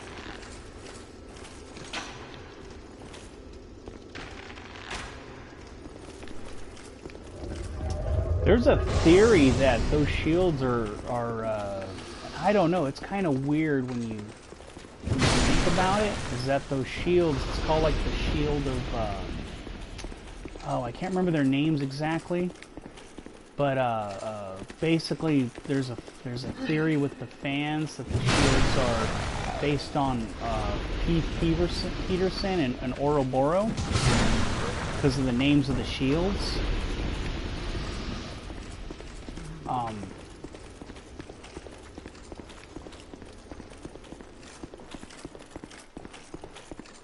It is kind of weird the way they're named. I mean, I don't know if somebody decided to name them that after those two because they were so Peterson and Ouroboros, the ninja, were during Dark Souls 1 they were like really big, and then Dark Souls 2 they were pretty big, and then they kind of they don't do much these days with Dark Souls 3.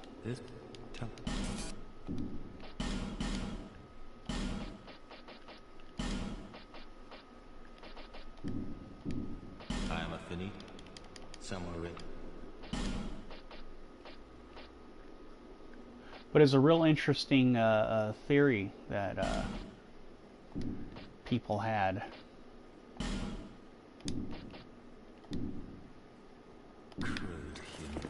Have you... I can't remember the names of the shields off the top of my head, but... let me see if I can find them.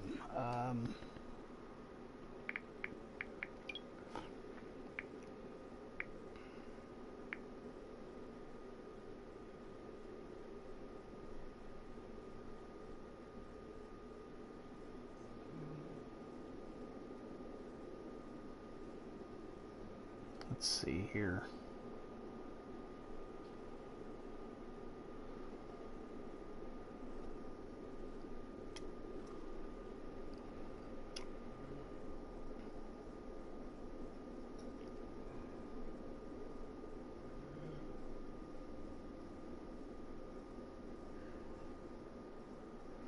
Yeah, I've played this game up to like New Game Plus 4 or 5.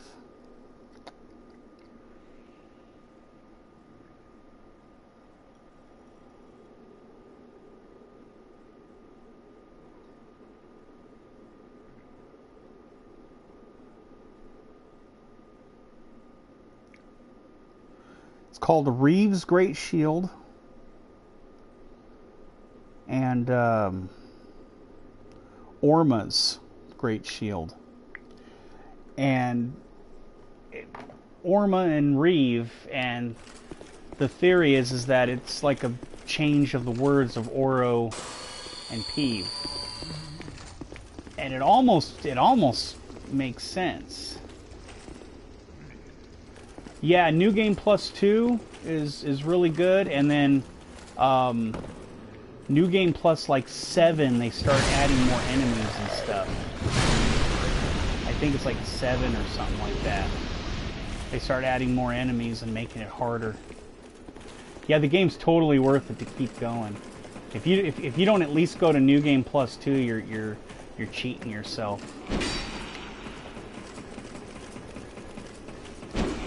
And the cool gear you get up to New Game Plus 2, you get like some of the really cool spells that you can only get up in New Game Plus 2. Yeah, New Game Plus 1 they add like a whole bunch of enemies, and then New Game Plus 2 they add some DLC enemies in New Game Plus 2, and then they also add in New Game Plus 2 they add spells. Oh yeah, it's totally worth it to go do both.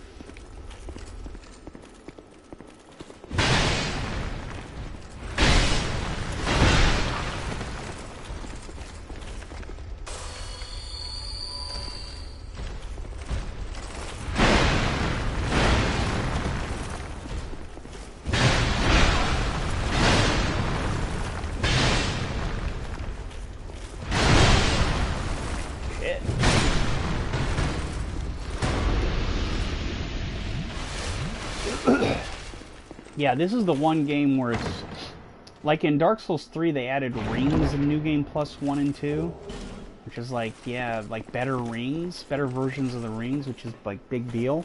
But this game actually adds enemies and phantom enemies, and oh, this game is really good about, they added a lot of cool stuff. And you can only get certain gear later in the game, like in New Game Plus.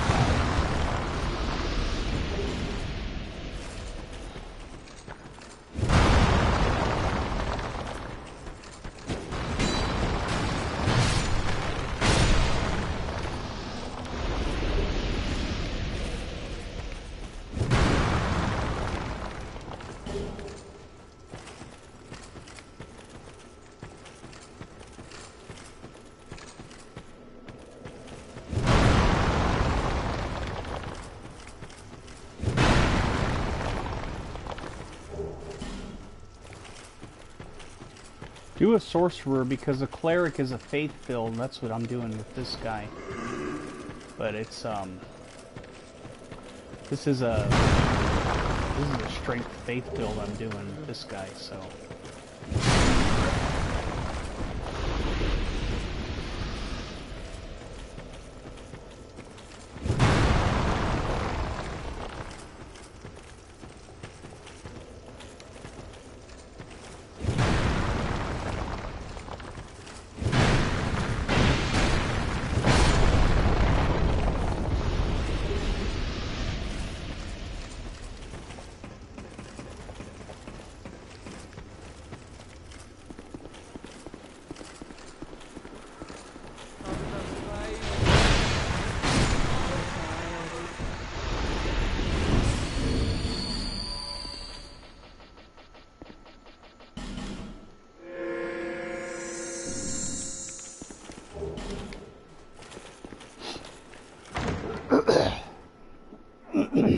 Oh.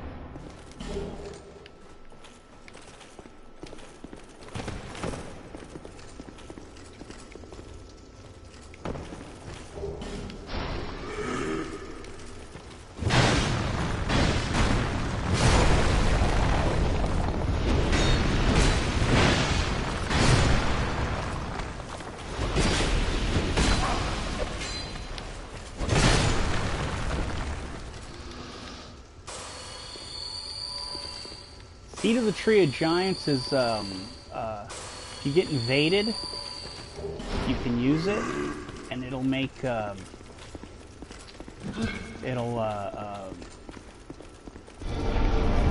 make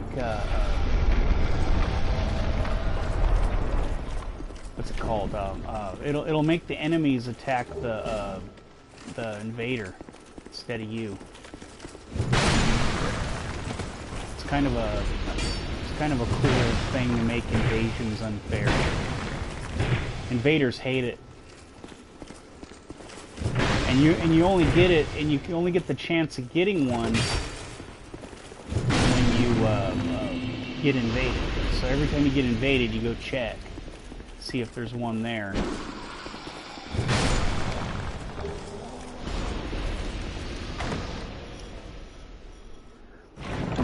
But yeah, it's pretty cool, and plus there's this one enemy that's not actually an invader, but in the DLC, but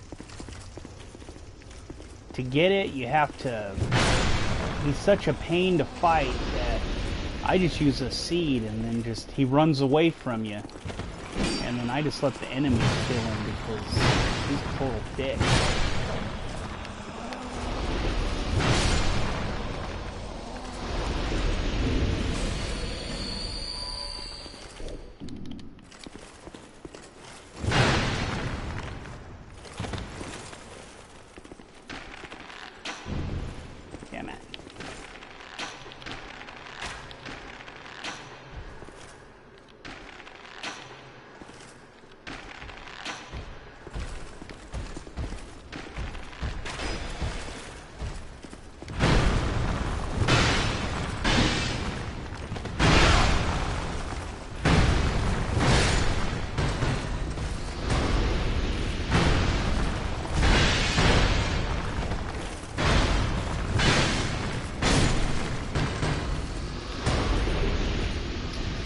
The Reeves Great Shield. Oh boy.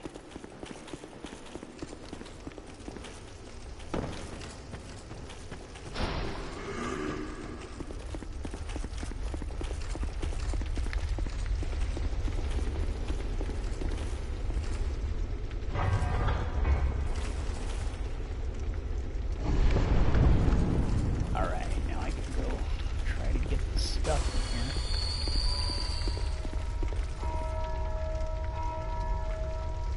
I've used them, but I'm not the biggest fan of them myself. But yeah, I know a lot of people like to use them. I mean, they're okay for, you know, if that's what you want to do. But, I kind of just like to...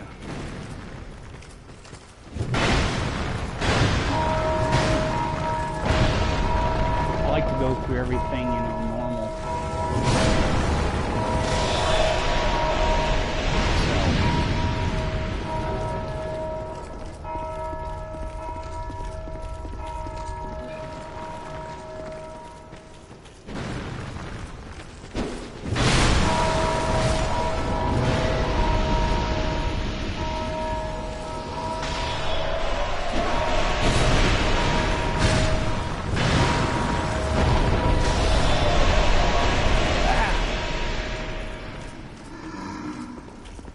Run!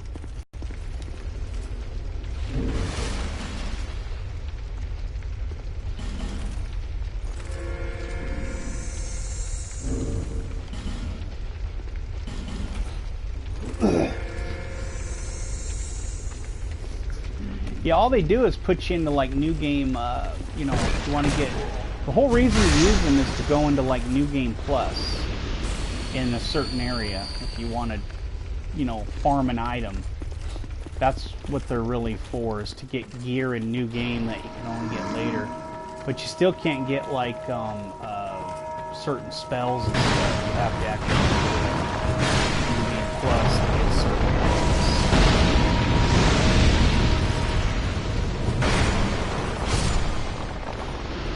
That's just the, you know, how they set it all up.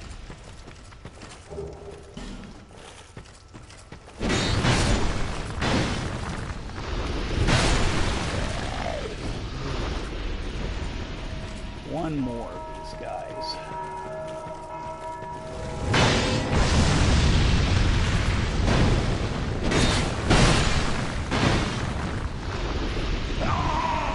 Oh, I can't believe that was... I was trying to get away to heal. Ah, oh well. Oh well.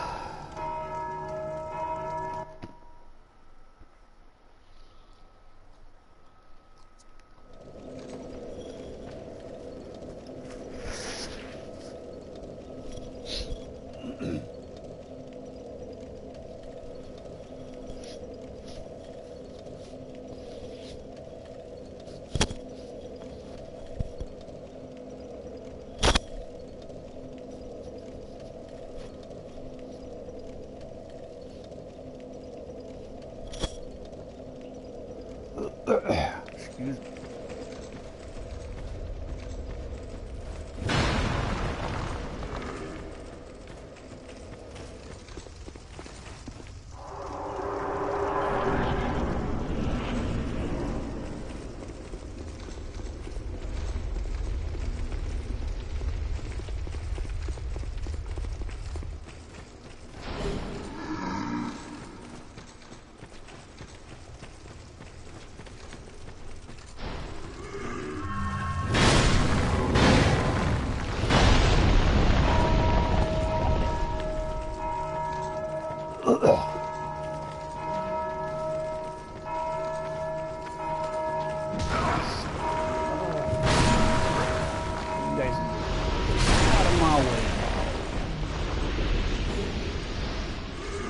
More mages.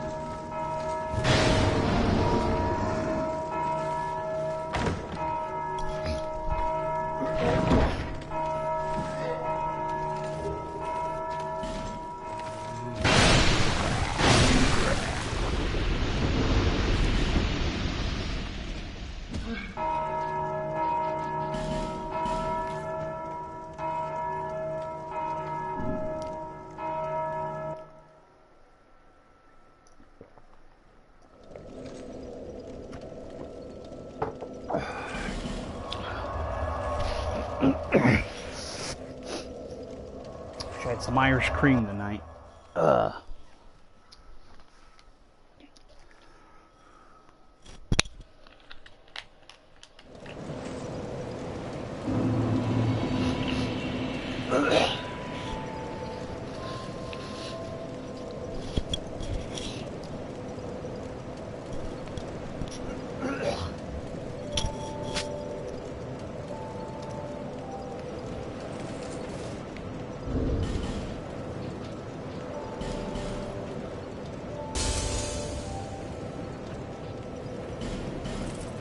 It's not bad for in that game. In this game, it's really good. The magic's really good.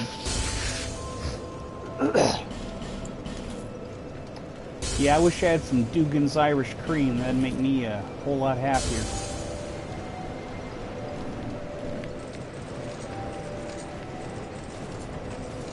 Bearer of the until I have enough for maybe a coffee cup full in there, maybe.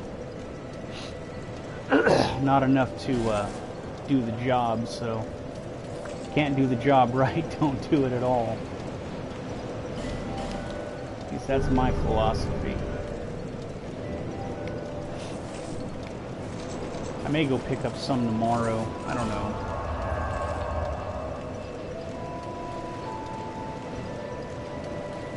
Haven't decided yet. Money's low.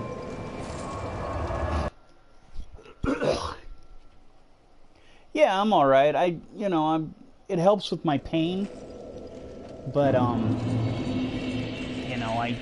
take morphine, but Irish cream helps with my pain a little bit, but It also helps me relax and sleep because of my pain. I don't sleep very well, so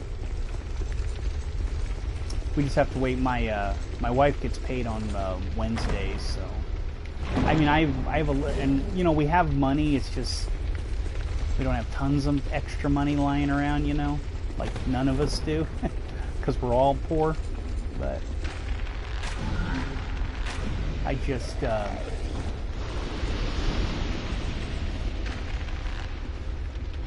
I'd just rather not spend the money, and you know, when we actually really have it, just in case we need to buy any food tomorrow. Even though we have it, we probably have fun. We're probably fine, but that's all it is. Nothing, you know, it's nothing too crazy. It's just, you know, I just don't feel like. I just like to drink it sometimes, especially there's no, and my wife's daughter went to go see her dad today in Arizona, so there's no kids in the house, and you know how that goes, no kids in the house, so kids are away, the adults can play, kind of thing. And my daughter won't be here till probably I don't know if she's coming over Wednesday, or she said she probably wasn't, but at least she'll be here by Friday. So, and I never drink when my 13-year-old's here. Even though she knows I do drink, it's just I don't know. I never saw my parents drink, and I think it would have bothered me as a kid. My dad would have a beer once in a while, so. I just think it's, I don't know, I think it's kind of not a good idea until they're older. Of course, my 21-year-old, I won't even drink in front of her still, even though I know she's drank before. I guess those old habits, old parent habits die hard, I guess.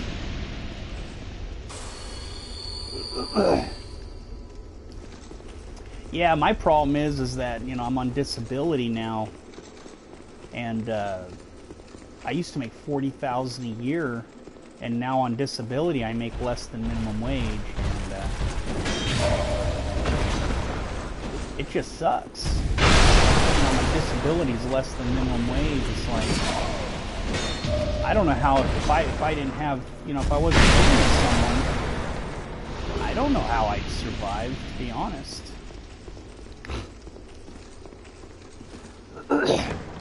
I get $1,000 a month, $1,006 a month for disability, which is like, how do you live on that? It's less than minimum wage, and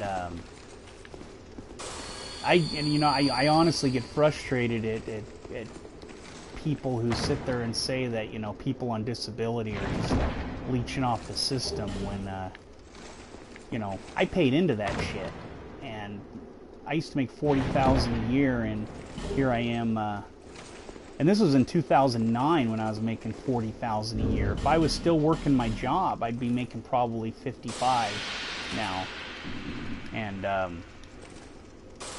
it's just, it does suck, and people suck, really, in general. Not every, you know, not personally, but, you know, in general, people suck. Yeah, they have like no clue. They think everybody's just trying to, you know, scam the system, and that's not the case at all. And people are just dumb. People don't realize that, you know, they said that the people that fake disability is less than the person whose job it is to find fakers. It's less than 1% of the people that file. That's how ridiculous these people are, because they believe this some sort of, you know, nonsense that it's all these people.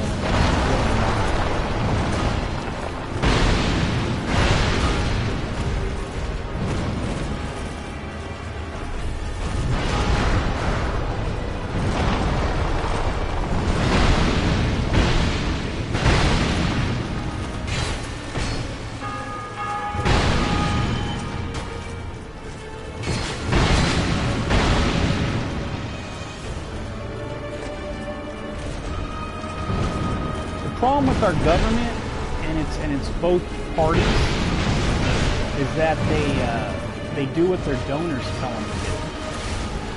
They have no interest in spending our taxes on us. That's why we have the largest military that we don't even need. But yet, we're trying to get rid of, we have no interest in doing healthcare.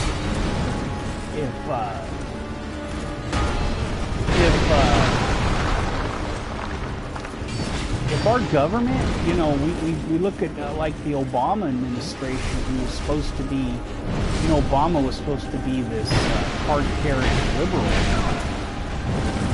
but he gave us a right-wing healthcare plan. He could have gave us, they had the House and the Senate, he could have gave us,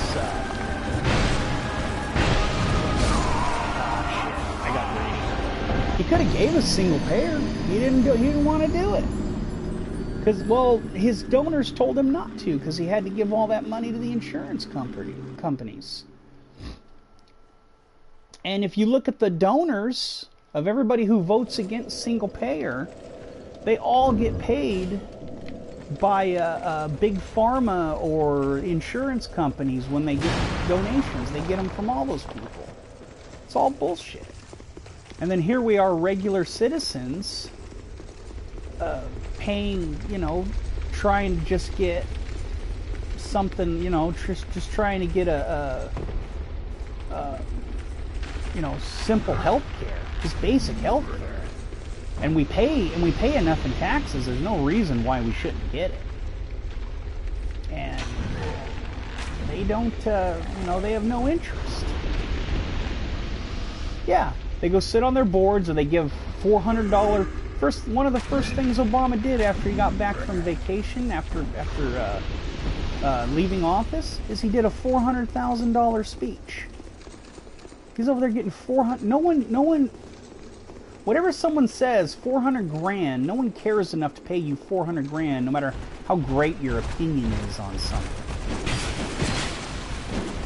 I mean, that's all bullshit. They're basically that's his payment for being a good corporate Democrat.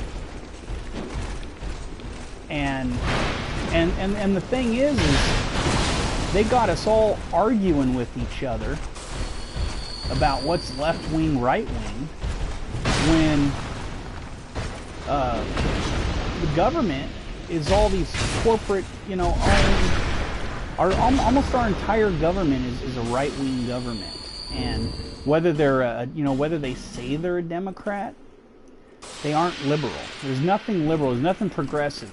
You want to look at a real progressive, you look at FDR. And if they don't act like FDR and they're a Democrat, they're not a liberal. Obama's not a liberal. He's a moderate Republican. It's exactly, they divide us and they conquer. And the problem is as a society, we're stupid enough to fall for it.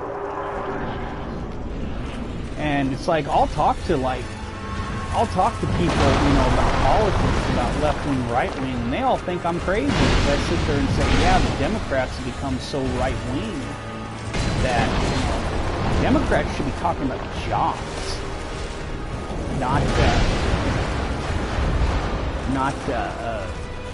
freaking, Hillary Clinton's in the fracking, they're over there giving us, there was no reason not to not get Medicare for all. There's only, out of the House and Senate, which is about 530 seats combined, I believe, only 7 don't take corporate money out of everything. Now 100% of Republicans take corporate money, and only 7 and I think it's 2 independents don't take corporate money, and 5 Democrats don't take corporate money. And of course, you know who one of the independents who doesn't take corporate money is. I mean, he almost won the nomination last for the Democrats. So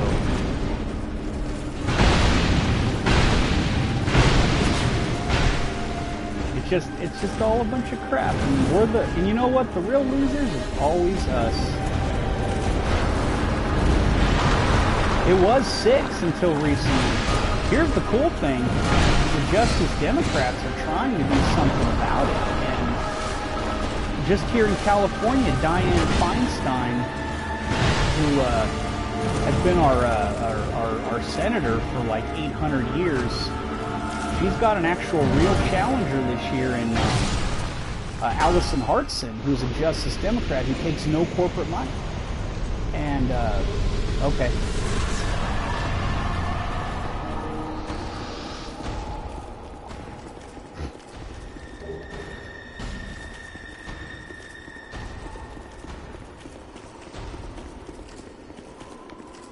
This ring is the symbol of the king. You and It is. the bearer of the curse. Then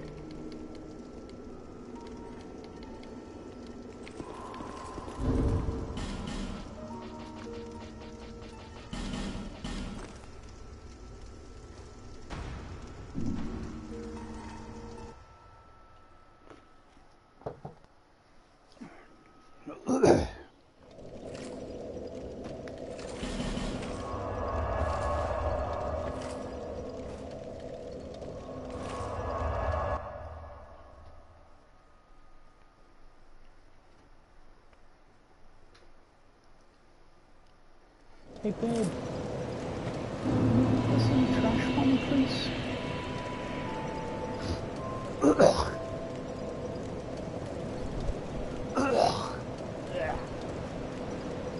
Thank you. Those actually were pretty good, weren't they? Definitely had to toast the bread.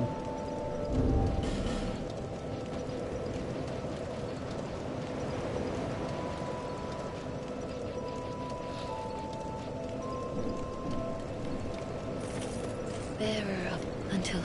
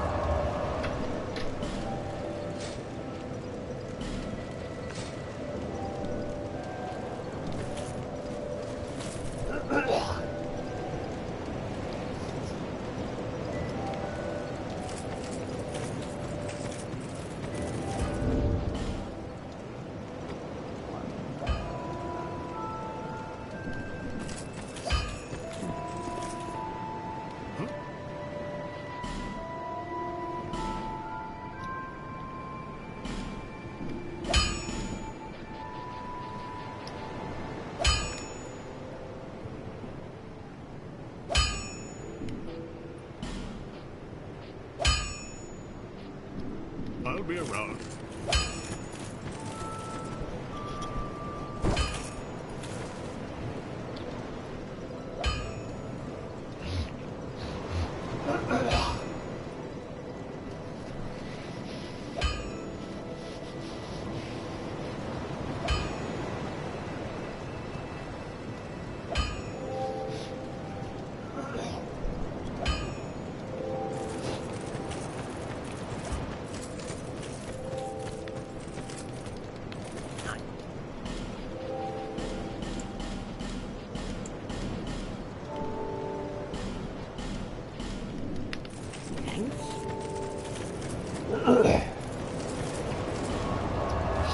Okay. On to... This will go this way. Oh, excuse me. Oh, man.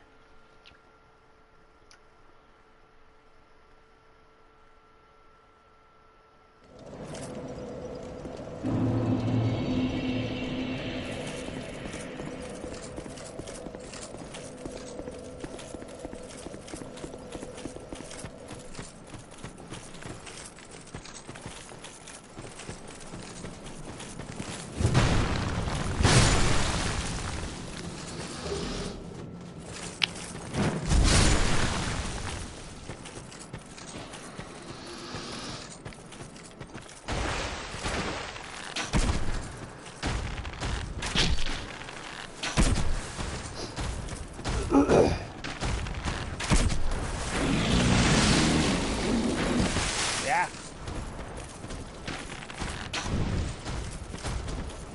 brought a dog with you. Brought a dog to the fight. Ah, the puns are just flying today.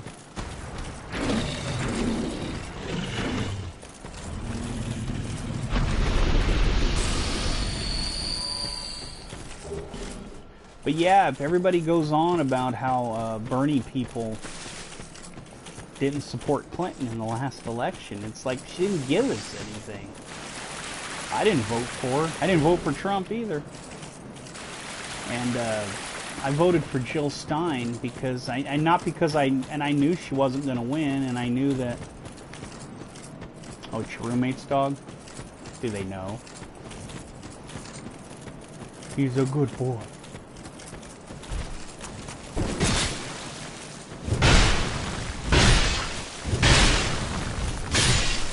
But yeah, I mean, I've had a couple friends sit there and tell me that I was wrong for voting for Jill Stein.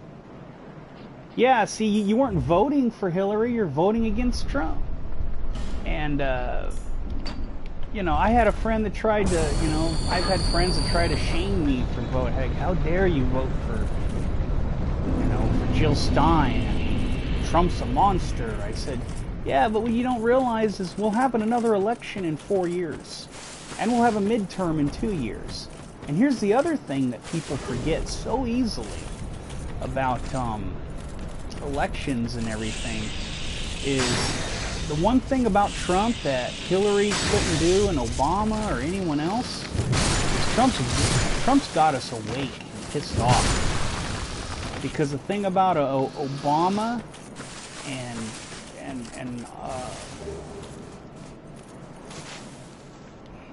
that's what I say. I mean, and you know what I tell, you know, when people give me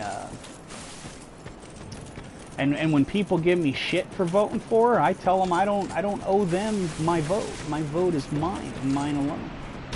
They can just kiss my ass if they don't like it. I mean, I don't really say that to them, to friends, but those other people, you know, that I don't know, that sit there and say, everybody just kiss my ass. I'm going to vote for who I'm going to vote for. And they all act like, you know, it's funny because they all act like Stein and Johnson voters were the ones. Like, Johnson voters would have voted for Trump anyway. Yeah, my state always votes blue. I'm in California. I mean, there's no way Hillary wasn't winning.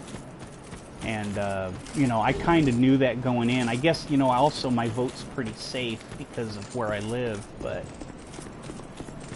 yeah, I wasn't gonna just, I don't just, you know, if they don't like it, that's just too bad, because, and you know what, if the Democrats run another corporate Democrat that takes a bunch of PAC money in the next election, I'll be voting for Jill Stein or whoever the Green Party candidate is. I'm not a Democrat. I'm registered green, and I'm going to stay green until they give me something to vote for.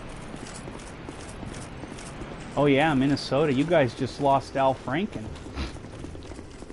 You guys had the Jesse Ventura. I love Jesse Ventura.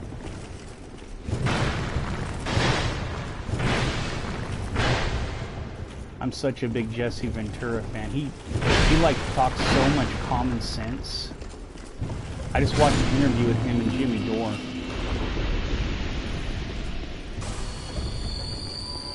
But yeah, you guys just lost Franken, and Franken wasn't anywhere near as bad as some of these guys, and like the crap he pulled. Like the president. Yeah, Minnesota, you guys always seem to get really, really decent representatives as far as, you know, like better than like a lot of other states would get. Like, sure, Franken was a corporate Democrat, but and he turned out to have, you know, those problems with the sex stuff, but otherwise he wasn't the worst guy on the planet.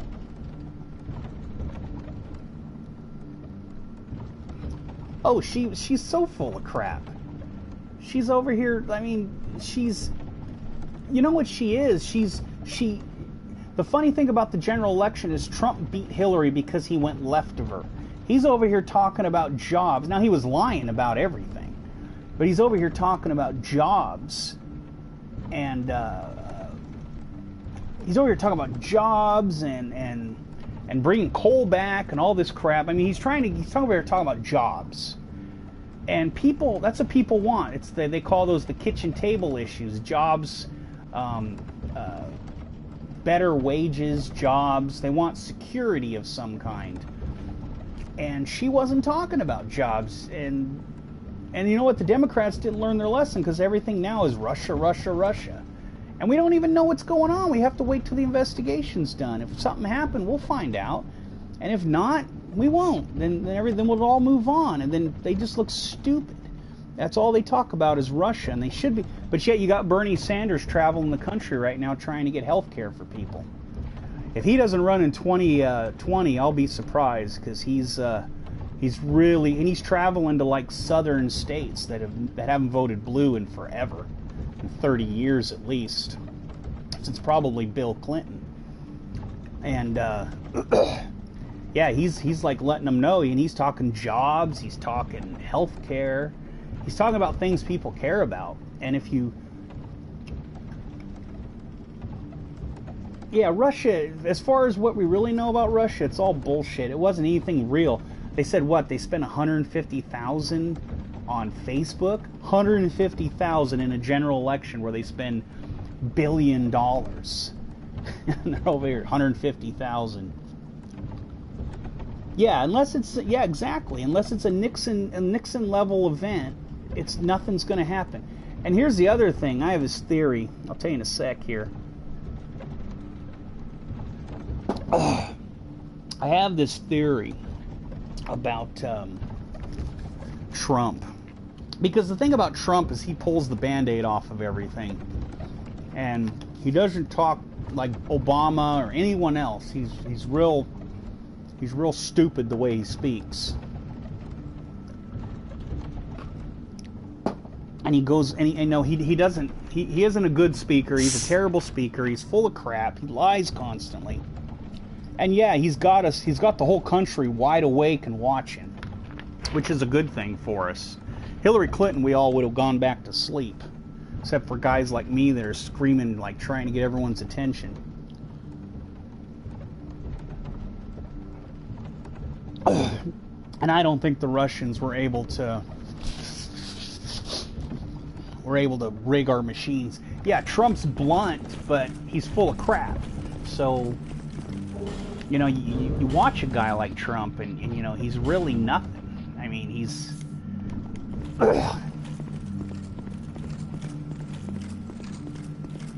yeah, he never gives you anything solid. It's all bullshit. That's what Trump does. But here's the thing I realize about here's my theory on Trump is that the one thing Republicans really don't care that, I mean, and I'm not talking about the base, I'm talking about the politicians. They don't really care about abortion. They want tax cuts.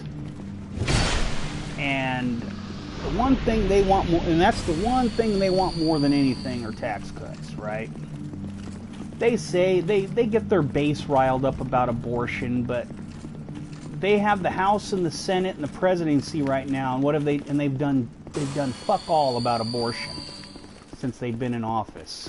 And when they've had the House, the Senate, and the presidency in the past, they've done fuck all about abortion. Abortion was legalized in 1973, and they've done fuck all to stop it.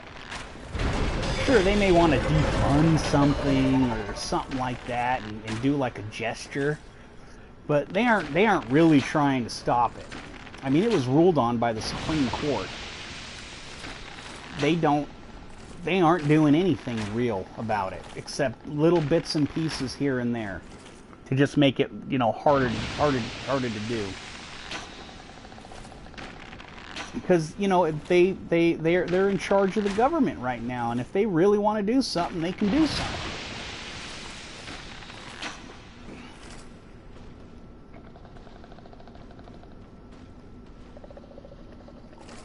Well, they try to pretend that they're pro-life, but they aren't pro-healthcare. They aren't trying to get a healthcare system in place and make it the best healthcare system in the world. Because if they were pro-life, they would do that.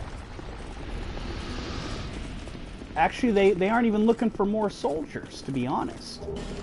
They're because they were actually cutting soldiers out of the military in the last in the last few years. And I get that that's Obama's administration, but they were like sending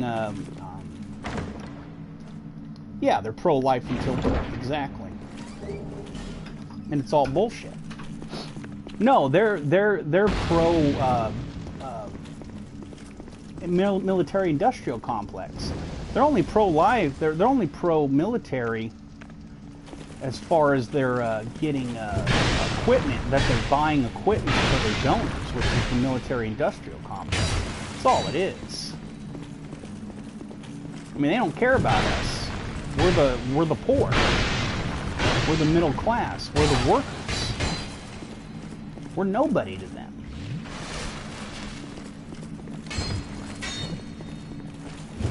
But yeah, they were actually sending soldiers, kicking soldiers out of the military.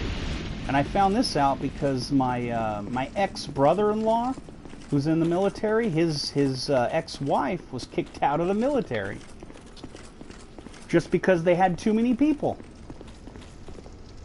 Yeah.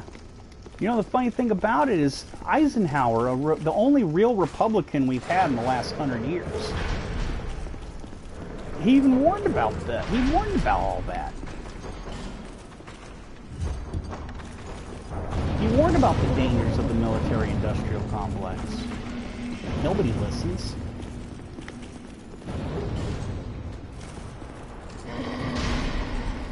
Yeah, that's exactly right. And that's what's happening right now.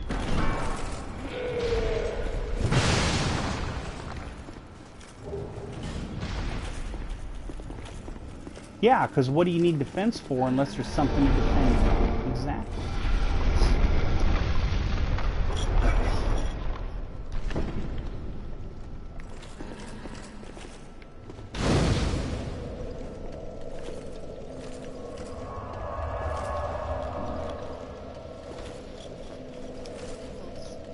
What do you want? Well, you know they aren't on the couch, woman. Don't you backtalk me, I'll smack you around, woman.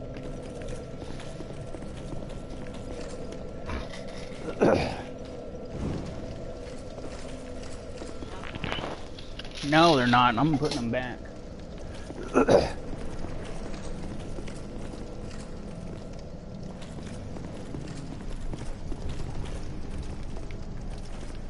Yeah, they have a lot of cool rooms. This whole game's got a lot of cool stuff, and I really don't understand why people hate it so much.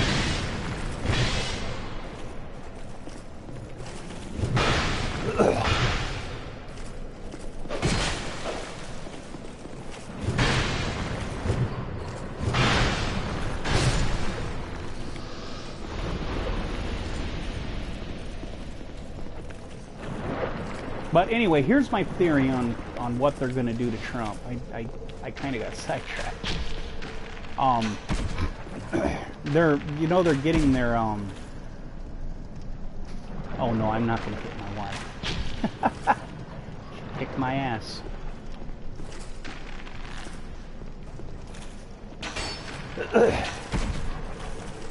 I don't even yell at her.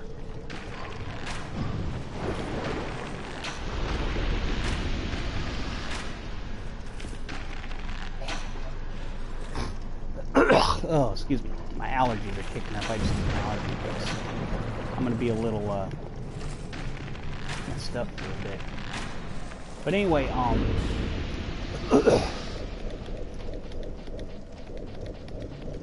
here's my theory on Trump. On what's going to happen is now that they're finalizing the tax cuts, and once they get the tax cuts, because that's the one thing Republicans really care about, is more money for them and their donors. Yeah. And that would be funny. Trump's wife says, "Enough of you, Donald." But so what I think is going to happen is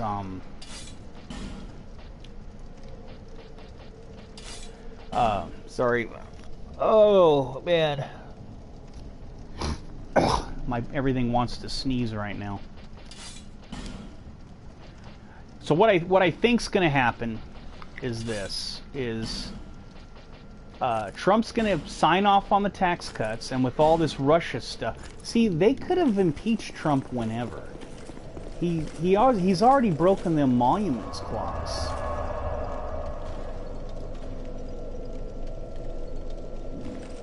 Yeah, the tax cuts it's all bullshit. Yeah, exactly. It's all,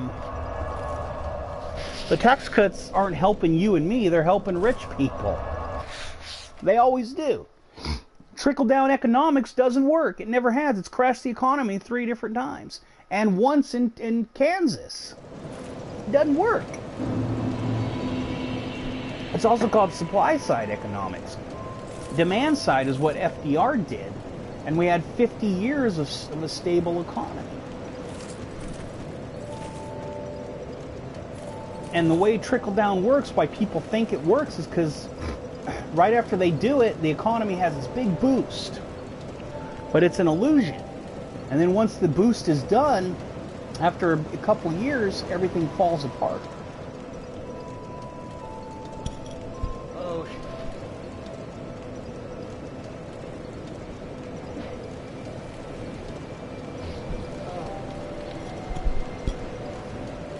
Oh man, hopefully that allergy pill kicks in soon.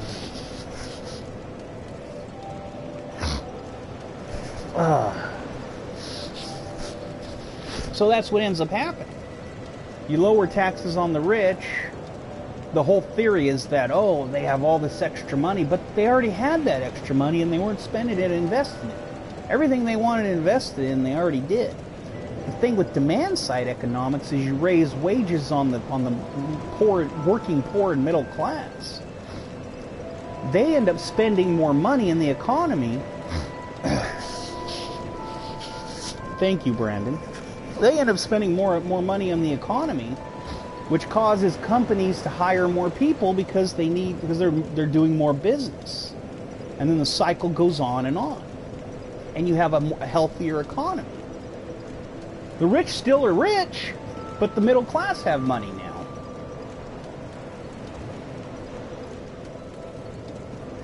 Yeah, they want more tax cuts, and they have more money than everybody.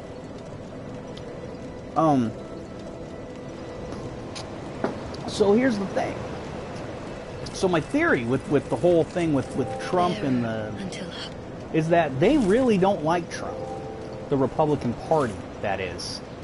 The Republican voters love him because they think he's one of them, even though he's a rich billionaire that doesn't give a shit about them. But, excuse me.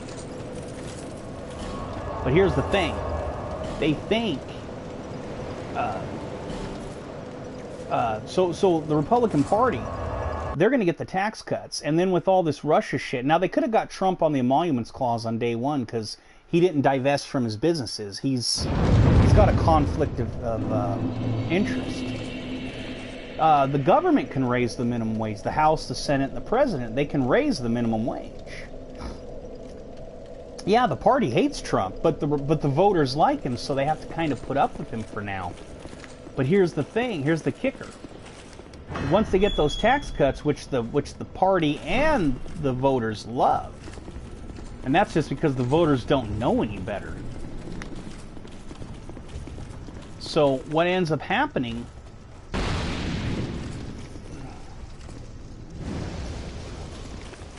yeah, you can also do it at a state level, but you can also do a federal one. Like in New York, where Brandon lives, it's like, what, $13.50, but here in California, it's like $10.50. So it just all kind of depends on, that's a state, but there's also a federal that they can raise. Because the problem is you have states where the minimum wage is super low and the state has no interest in raising it. It's usually southern conservative Republican states where everybody's going to stay poor and always be poor, and then they always vote to be poor because they always vote against their own best interests. Right, the president can stop the law, but he can't create the law. Exactly. So that's why you have to have a president that's willing to go along with what the House and the Senate want to do. And they have that right now. Obama wasn't going to pass those cuts. I mean, he passed a lot of tax cuts, but he also would pass cuts for the poor and middle class. Trump has no interest in doing that. Trump's only interested in passing tax cuts for the rich. He'll say he'll pay lip service to the other tax cuts, but he won't actually do it. His tax cut now has proven that he's not interested in doing that.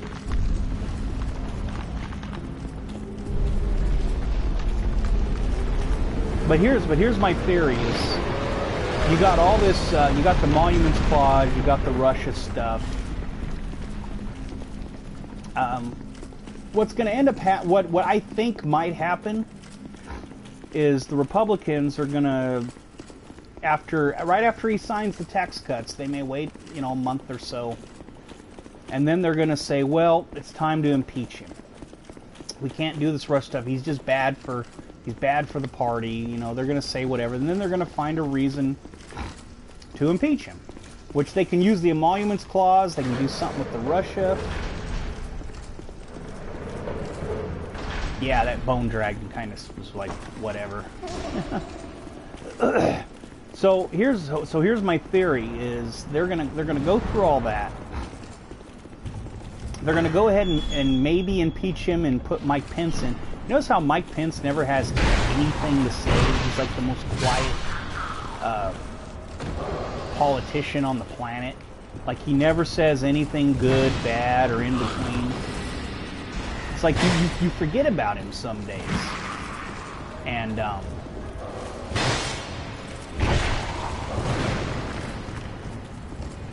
you just kind of forget he exists. He's not tweeting about, all sorts of nonsense all the time. So people don't think much about it, most of the time. So what I think is going to happen is, they're going to get rid of Trump,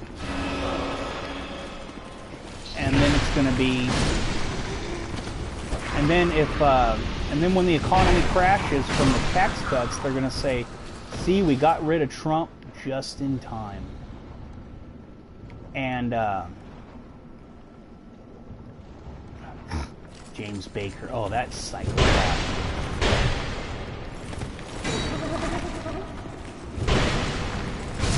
And they're going to say, look, we got rid of Trump just in time. And, it was his fault, not ours, that, the economy crashed. And then what'll happen if for some reason the tax cuts don't crash the economy and we can survive it? Yeah, I know who James Baker is. He's a frickin' Christian nutbag. Like, he's not like a normal Christian. He's one of those crazy ones. He makes up all these weird conspiracy theories. Yeah, I know who he is. His wife's Tammy Faye. He's old school crazy.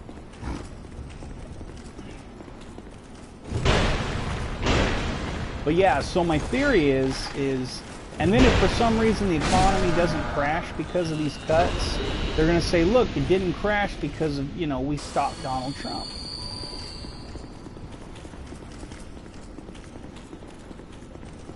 So, yeah, I really believe that, and I could just be in conspiracy theory mode, but I think that's what'll end up happening, is he's gonna, it's gonna be something like,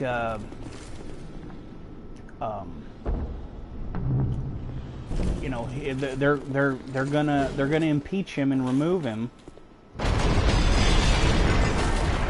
then after that, we're all gonna, you know, and then it all depends on on the excuse they're gonna use, and it's all gonna be based on, you know, what ends up happening after. And they're either gonna blame him, but they're gonna do something to keep the blame off of themselves. And oh, he's total scum. I know who he is. James Baker. I mean, there was a story on him recently. I can't remember what it was, but it was something so ridiculous. Oh yeah, I think he said that drive-bys are happening because we teach climate science. That's what it was.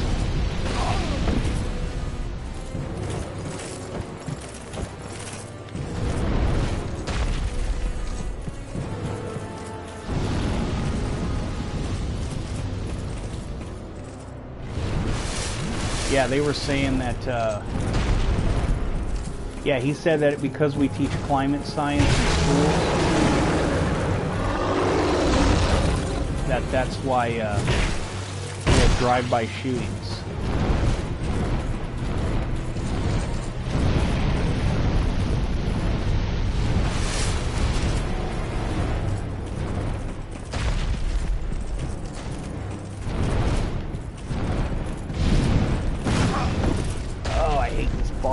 Well, I don't mind this boss usually.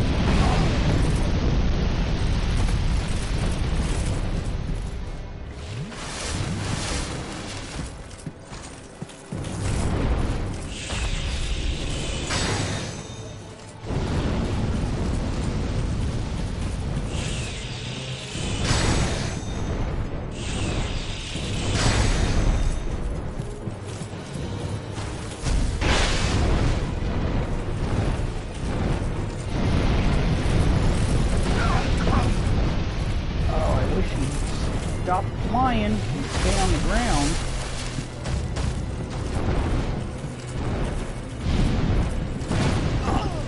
Oh, I swore I thought I had... Ah, shit!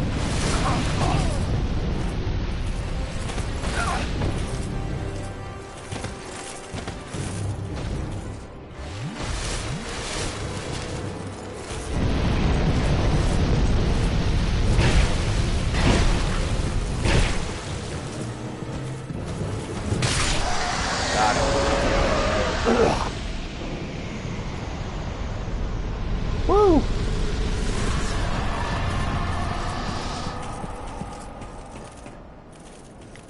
Yeah, and he's, yeah, so yeah, he's a religious climate denier, and he says that's what causes drive-by shootings, because we teach all this science. That's what he said just recently. It was the most crazy thing, and he sits there and says it's like it's serious.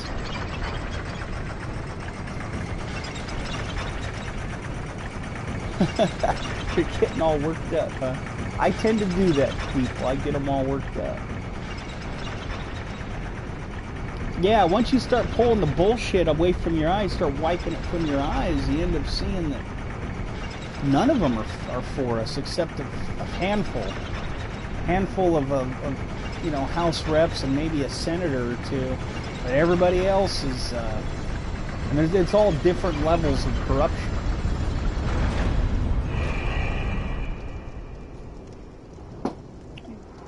Oh yeah, Hannity. Oh God, Hannity loves being a rich cocksucker.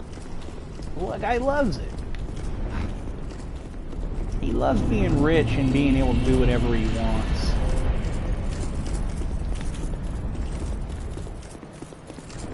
And then they all pretend to be some sort of Christians. Give me a fucking break, man. If these guys were really Christians, they would, you know, Jesus was real clear on rich people. I mean, he was so clear. He was real clear on what he thought of the rich. But yet, poor Republicans vote for these rich assholes. And they think that money is success. It doesn't matter how they got the money. You know, money's success when you think of a good idea that people need and you do a good job. Money's not success because you were, you know, someone left it to you in their will, like Donald Trump.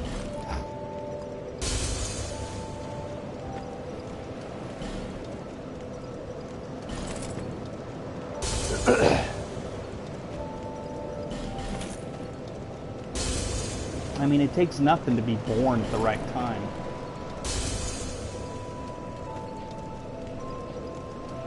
Yeah, Trump's gonna say whatever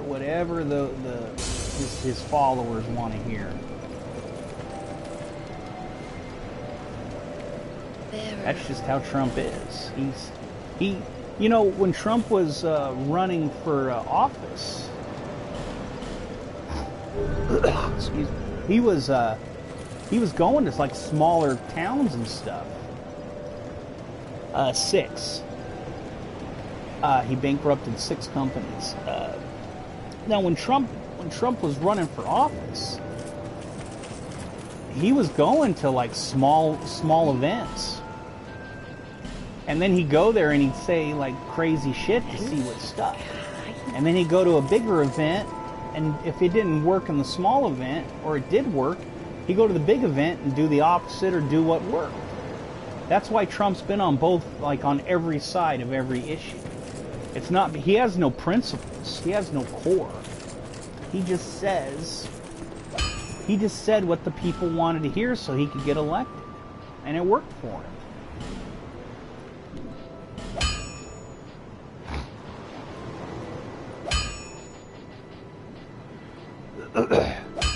And that's how it worked, and that's what he did, and like I said, it worked for him, and whole country's suffering for it.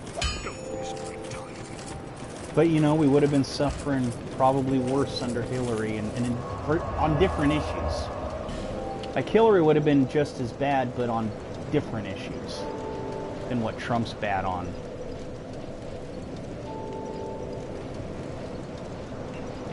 But at the end, none of us would have better jobs or better wages, no matter who we got.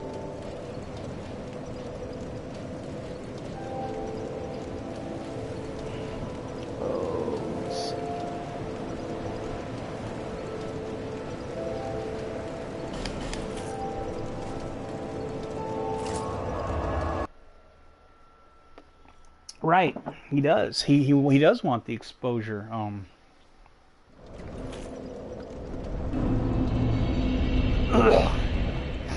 Yeah, those small towns, they're hurting. The people in those small towns are hurting really bad. They need something. They needed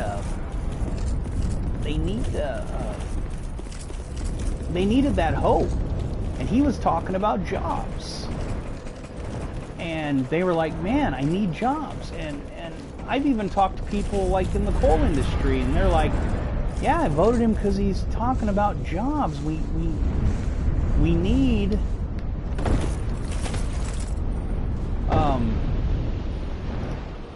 they were saying, yeah, we need this. But the coal industry's dead. If you're smart, you go to the renewable energy companies, solar and wind, and you say, hey, I'll give you a big tax break if you go into into coal towns and give them jobs. Man, you do that, you'll be the most popular, you know, everyone will turn into whatever party you represent. Yeah, they're falling apart. I know, it's sad. And these are all people that just want to work.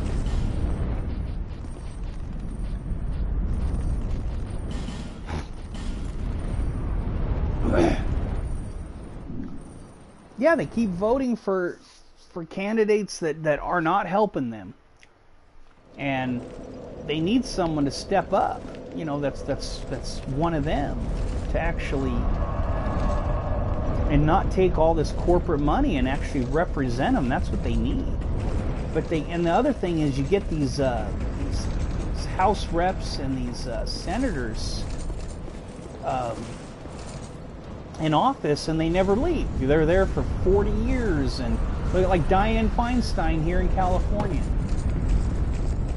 She thinks single payer is a bad idea, and she calls herself a Democrat. It's like, what?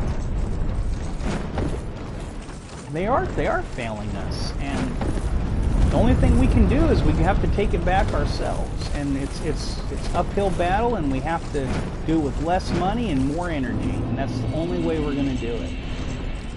That's why I like brand new Congress and the Justice Democrats. They have the energy, but they don't necessarily have the money.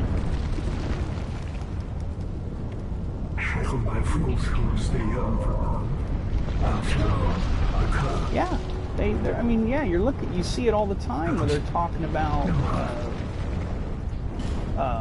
you know, they're climate deniers and everything else, and it's insanity. And then, you know, there's the supposed war on Christmas every year.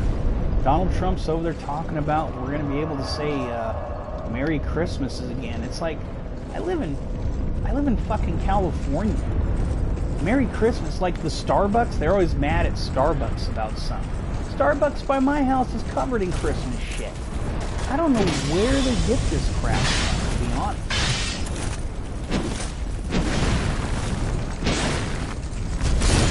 I think they're all batshit crazy, if you ask me. There's no war on Christmas. I'm a Buddhist and I love Christmas. I like presents. I like Christmas trees. And I like Santa Claus. But yeah, it's like they just make this shit up every year. They have some sort of... They get all pissy about Starbucks cups. Starbucks cups? Are you fucking kidding me? Who cares? It's a fucking coffee joint.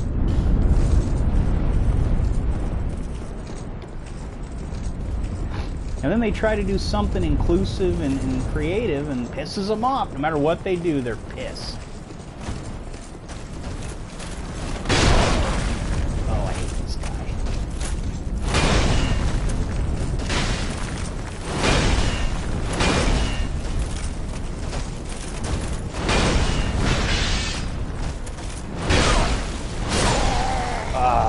He gets me every time.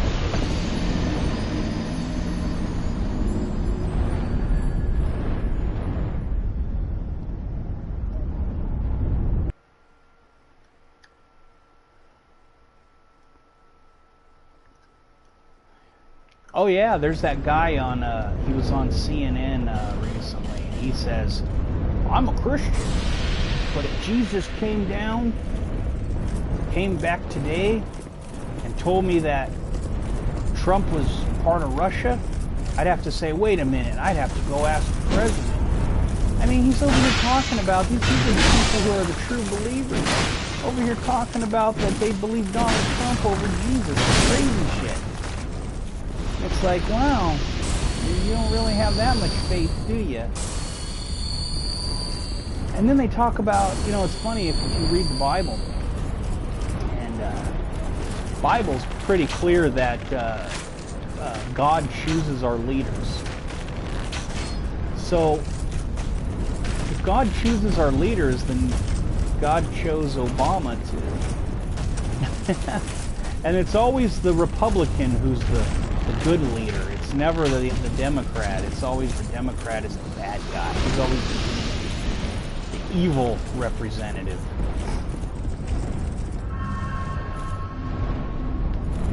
That's what I can't believe, that fake news bullshit. Everything's fake news, but it's only fake news if it you know, if they take something he actually said and repeat it. It's fake news because you repeated what I said. It's like, what?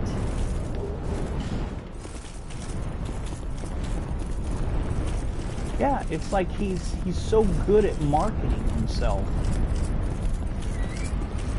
And he gets all these rubes to believe it.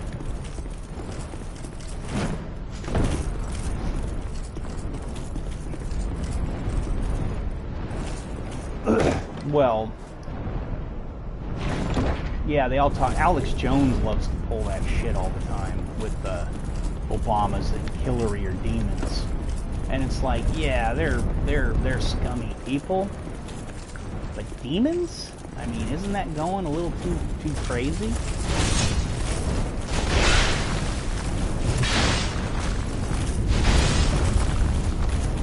I mean, I don't trust either one of them as far as I can throw them, but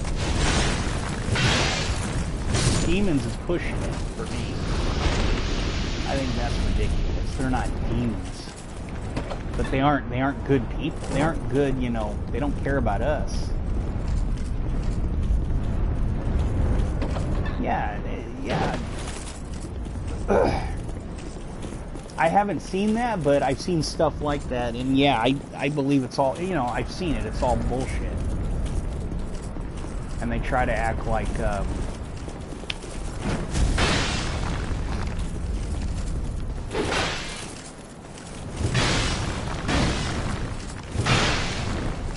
yeah, they all try to act like he's a,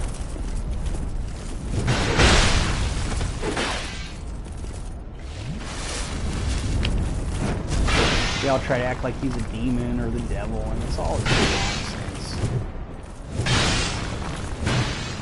It's pretty sad they don't like his, crap. I didn't kill him. They don't like his politics, so he's a demon all of a sudden. It's all nonsense.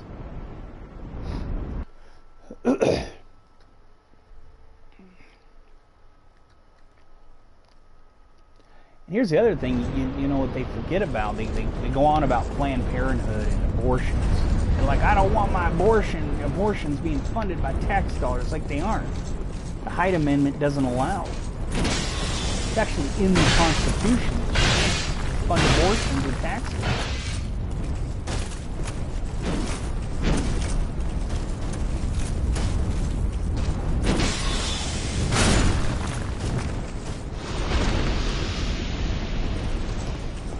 Oh, on the chat? Yeah, I wouldn't be able to see it anyway. You'd have to send it to the Facebook.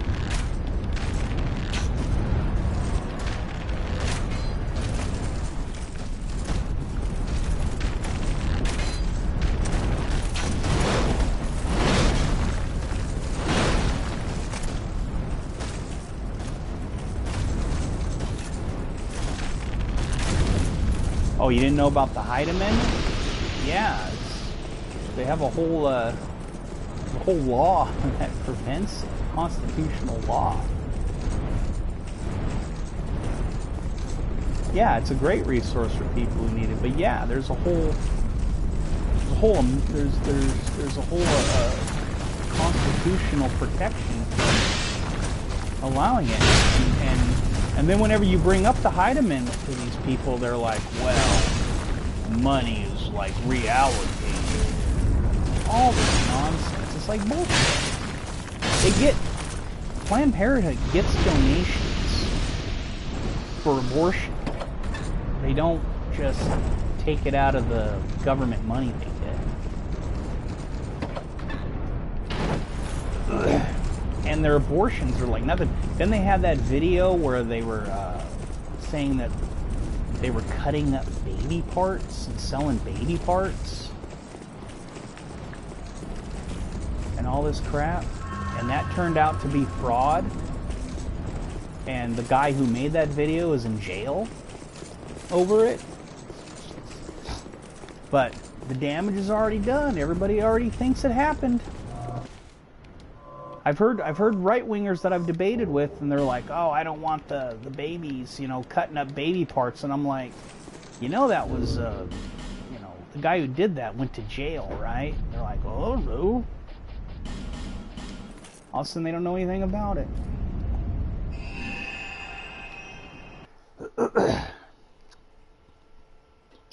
But yeah, there's just a ton of bullshit, and there's a lot of misinformation, and all you can do is, the only thing you can really do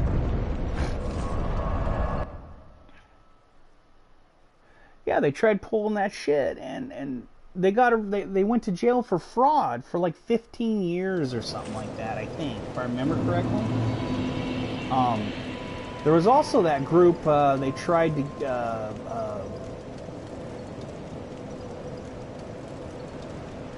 Yeah, pro-life until birth.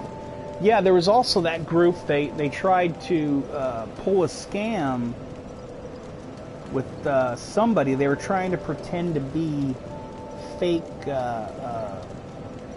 were trying to be Antifa or something. They were trying to pose as Antifa. And it ended up, they ended up having an undercover reporter catch him in the act of trying to, you know, pretending to be the person that they were hiring. And they exposed him. And then, of course, yeah, they didn't know anything about it after that. That was not that long ago. They were trying to actually start something, some group. I don't know if it's Project Veritas or not. I cannot remember. I'd have to look it up.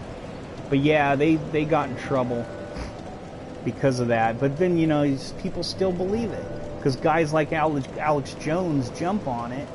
And then after that, it's like, he never goes and says, oh, hey, I was wrong. Yeah, it was like it was a couple months ago, yeah. That's that one. I think it was more like 3 or 4 months ago, to be honest, if I remember correctly. But yeah, they got caught real quick before they could even pull anything. But the baby parts thing was like, that happened, they went to jail like a year ago. It was like right around the election.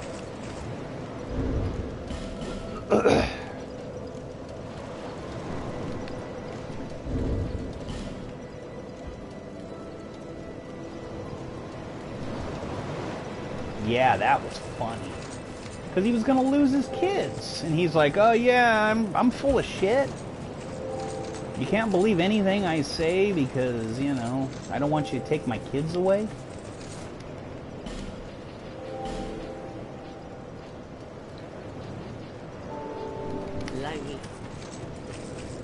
Yeah, they were going to take his kids. He was like, oh crap, I better stop this right now.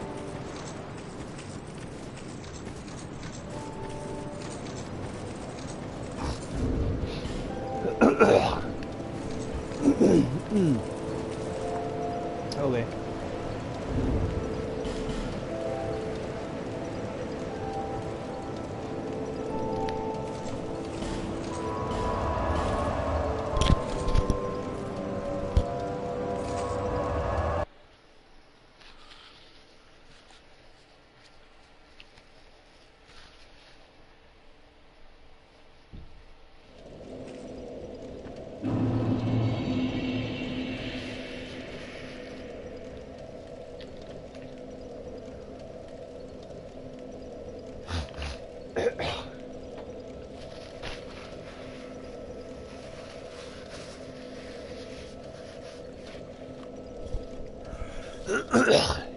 Oh, excuse me.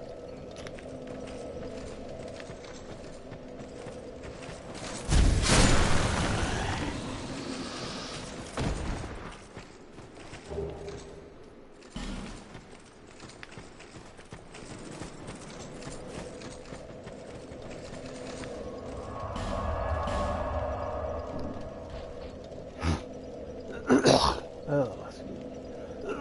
Oh, man.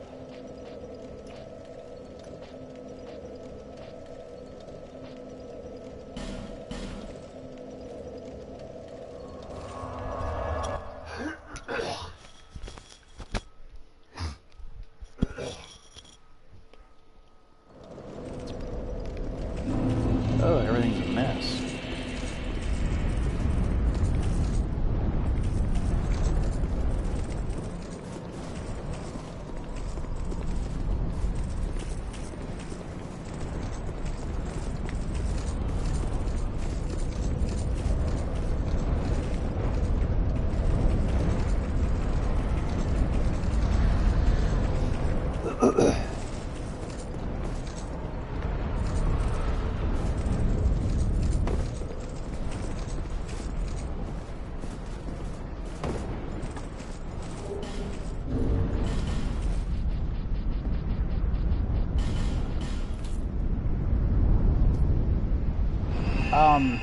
Jerry Brown, I believe.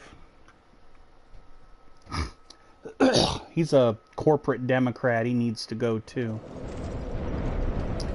But He's not the worst guy on the planet. He's just, you know, very bleh.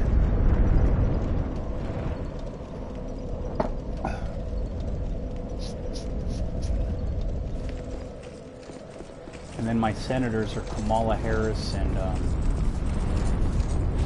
Dianne Feinstein. Dianne Feinstein's up for re-election, I believe, in 2018, and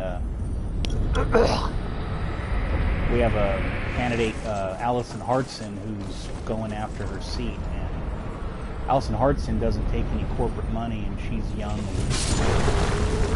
The problem with Dianne Feinstein is she's been in office like 800 years, and she's so out of touch with the people at this point that we don't need her around anymore. She's probably good, you know, 30 or 40 years ago when she got into office, but now she's just not good for us.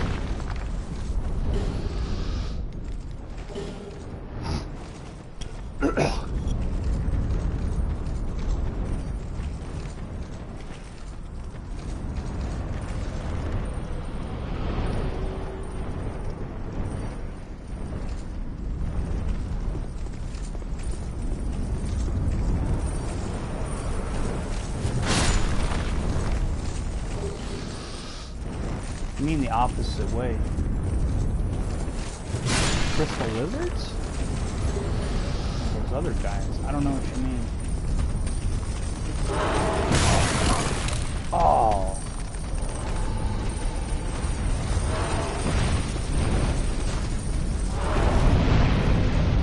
Oh, those assholes.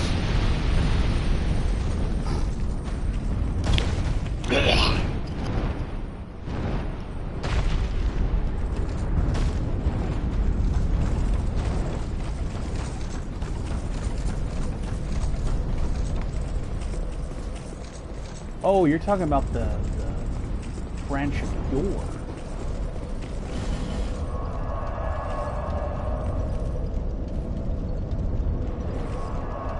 I don't know. You can get to the end, but you can't go through the.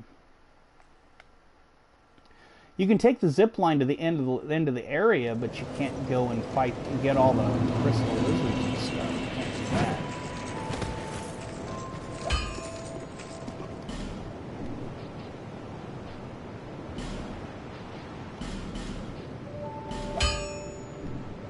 I'll be around.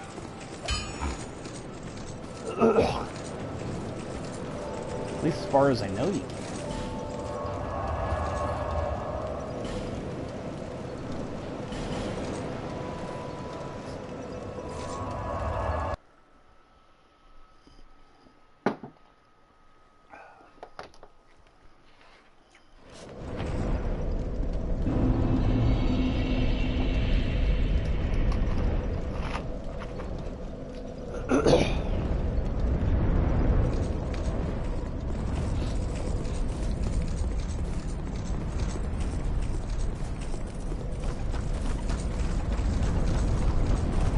Of course, I get enough, you know, fragrant branches. I don't even use them all, so it doesn't even matter to me.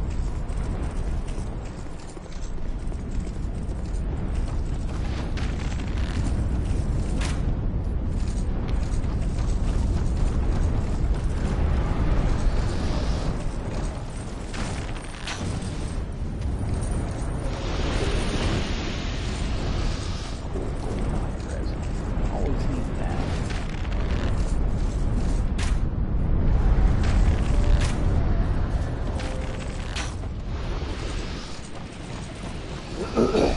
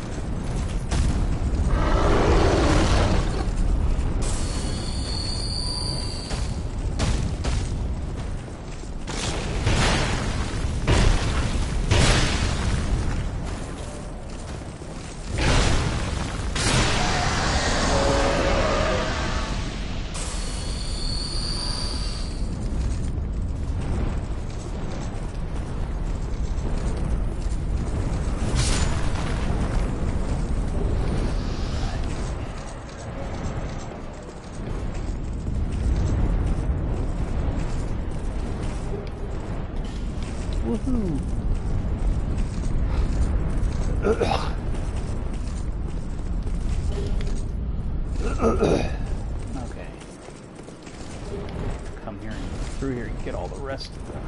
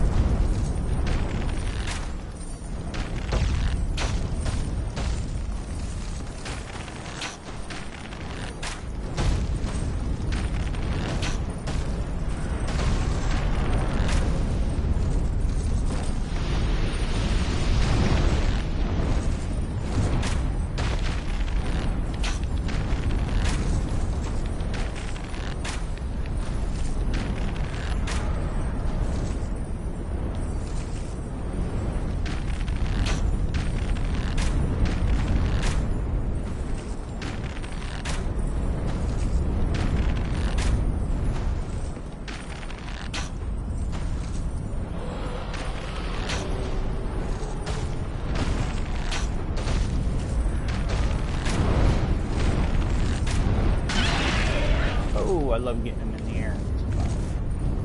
It's the most fun.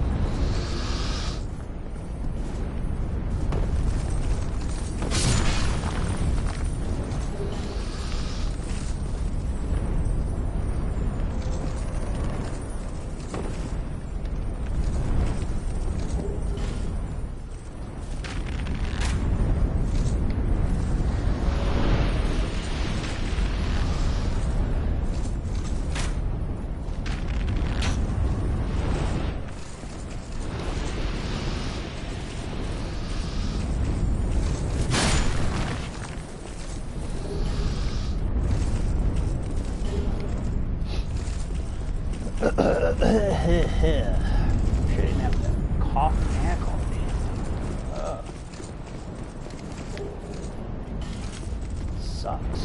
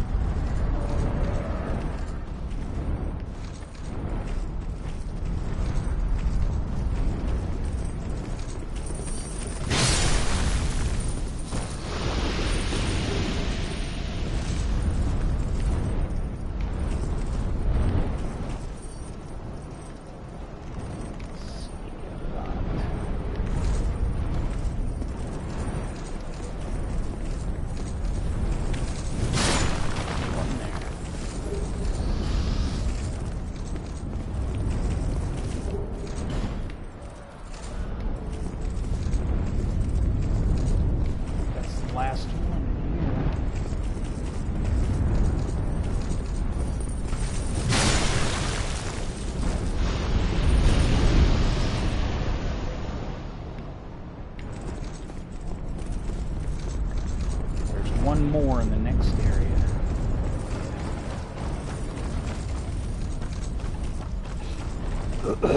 I'll have all of them.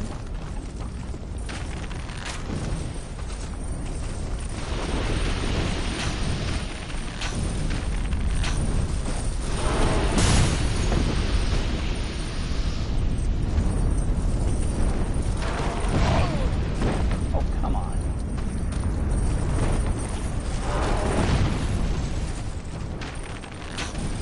That ring breaks way too easy.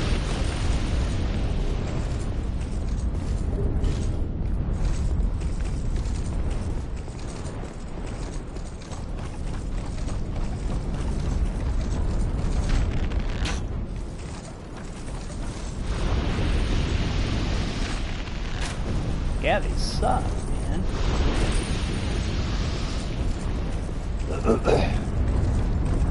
That ring breaks so damn easily. I gotta go get the third dragon ring.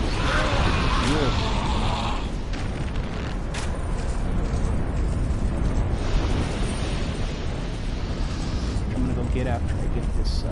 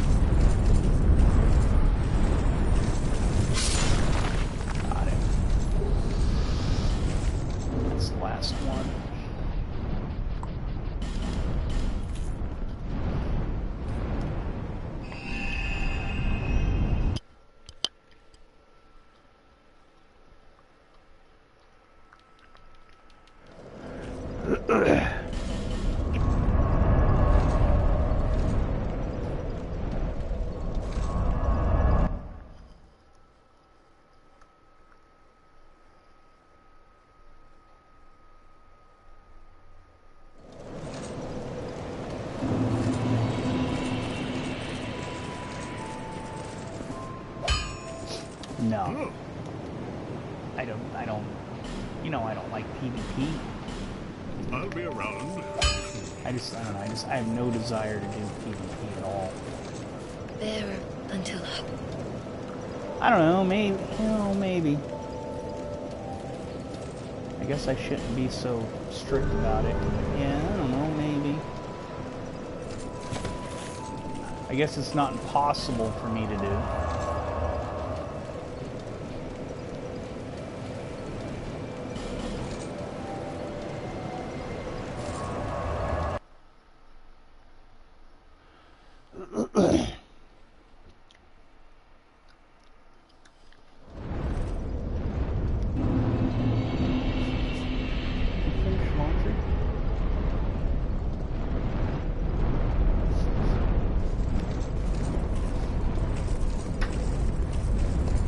Oh, the servers on this game will probably be up for at least a few more years.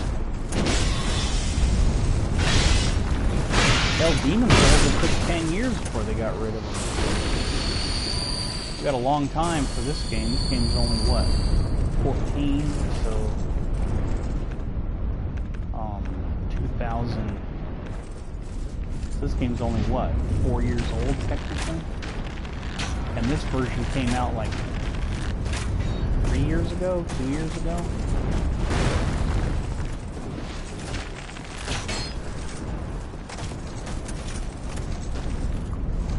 Well, here's the thing. When I use this sword here, I'm like 8 out of... I win like... I used to. When I used to play all the time, I'd win like 8 out of 10. Because I'm pretty good with the sword. But... my problem is I don't have the desire to do PvP. I don't like it. I don't really have fun playing, so... I tend to not try very hard.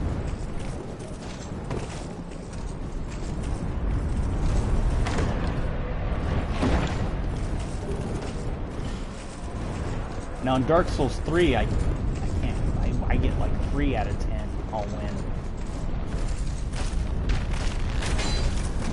I just, I don't know. The game just moves too fast for me. I can't play it as well.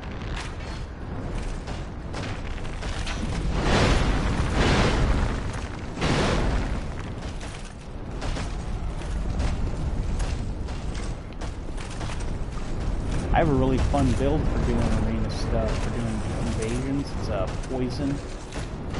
poison build I have. It's actually on this account. In this version of the game.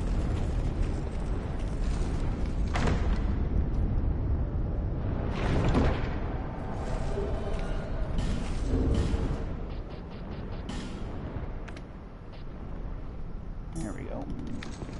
It's a little bit better.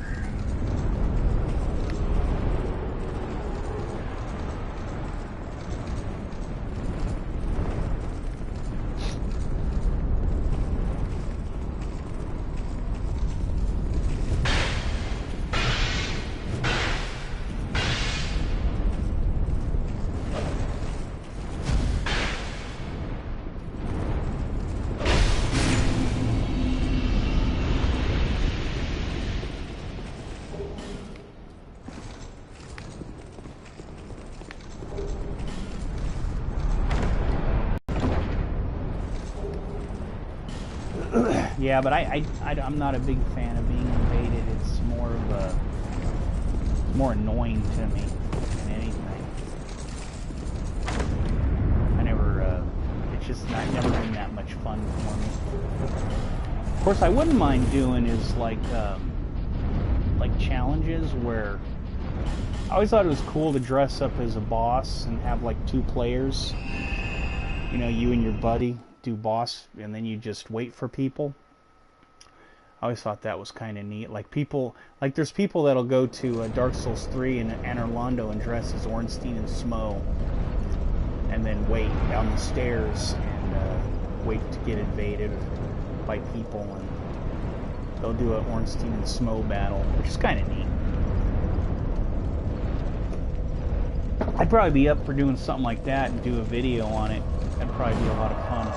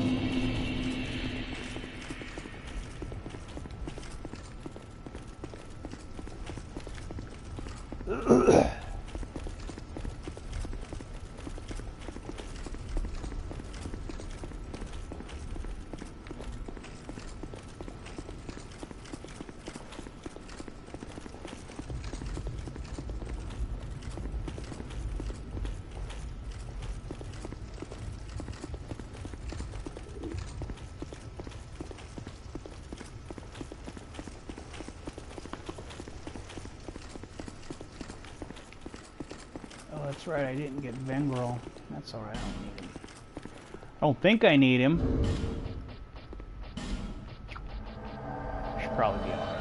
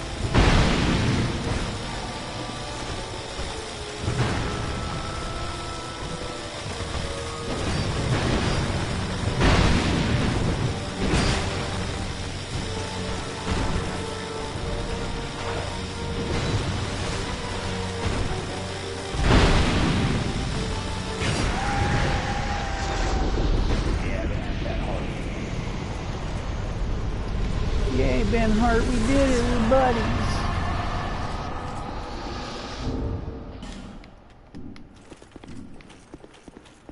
Alright.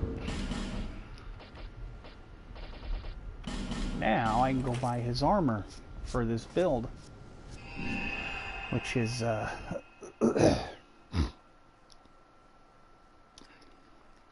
Thank you. Yeah, they're not that big a deal. They're just, I usually don't even fight them till the very end, but I wanted the Throne Defender's armor for Beast Calhoun. It goes with the original build, even though, like I said, I do use the King's armor sometimes, but...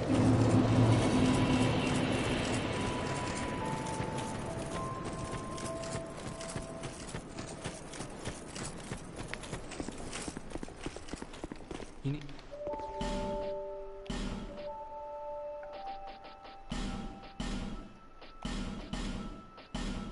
Of course, not the helmet, because that looks fucking stupid. Thanks for the purchase. Do come again.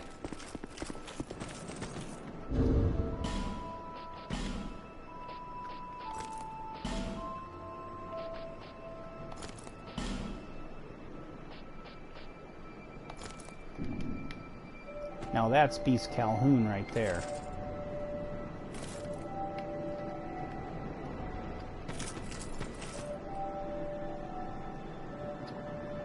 There he is, in all his glory. And he's heavy. Alright.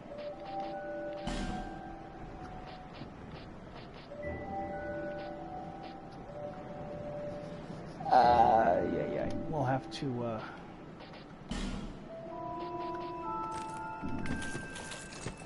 Thank you. I'll have to upgrade his vitality to get him,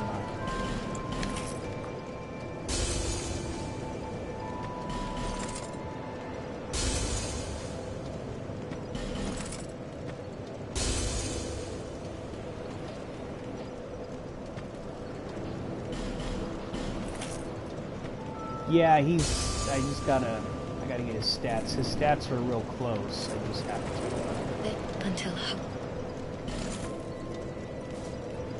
get him leveled up a little bit more. That might be enough right there.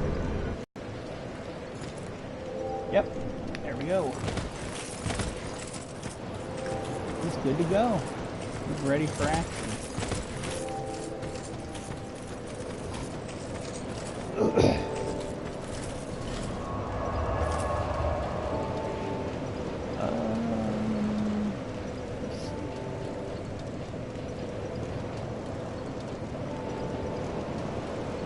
Yeah, I could go do the giant stuff. May as well do some more of the DLC. I can beat the game like any time now. I just have to go beat the giant the giant lord, whatever the hell his name is, the giant lord, I think. But I want to do everything in the game, so I'll go through all the DLCs and stuff. So. Actually, it's starting to get late. Oh man, I've been on for almost 4 hours, so I think I'm gonna oh shoot. Yeah, I'm gonna go ahead and pack it in for tonight. Plus, I need to move around. All this sitting's hurting me. Anyway, Charlie, Brandon, I think you guys are the only ones that are on right now. But I'll probably be back tomorrow around 4 o'clock Pacific time. So you guys are both. I know Brandon's in New York, and you're in Minnesota. I don't know if Minnesota's Eastern or Central. Anyway. But yeah, about 4 o'clock, 4 or 5 o'clock Pacific time. Anyway, guys, I will see you later. Thanks for coming. That's what she said. Bye.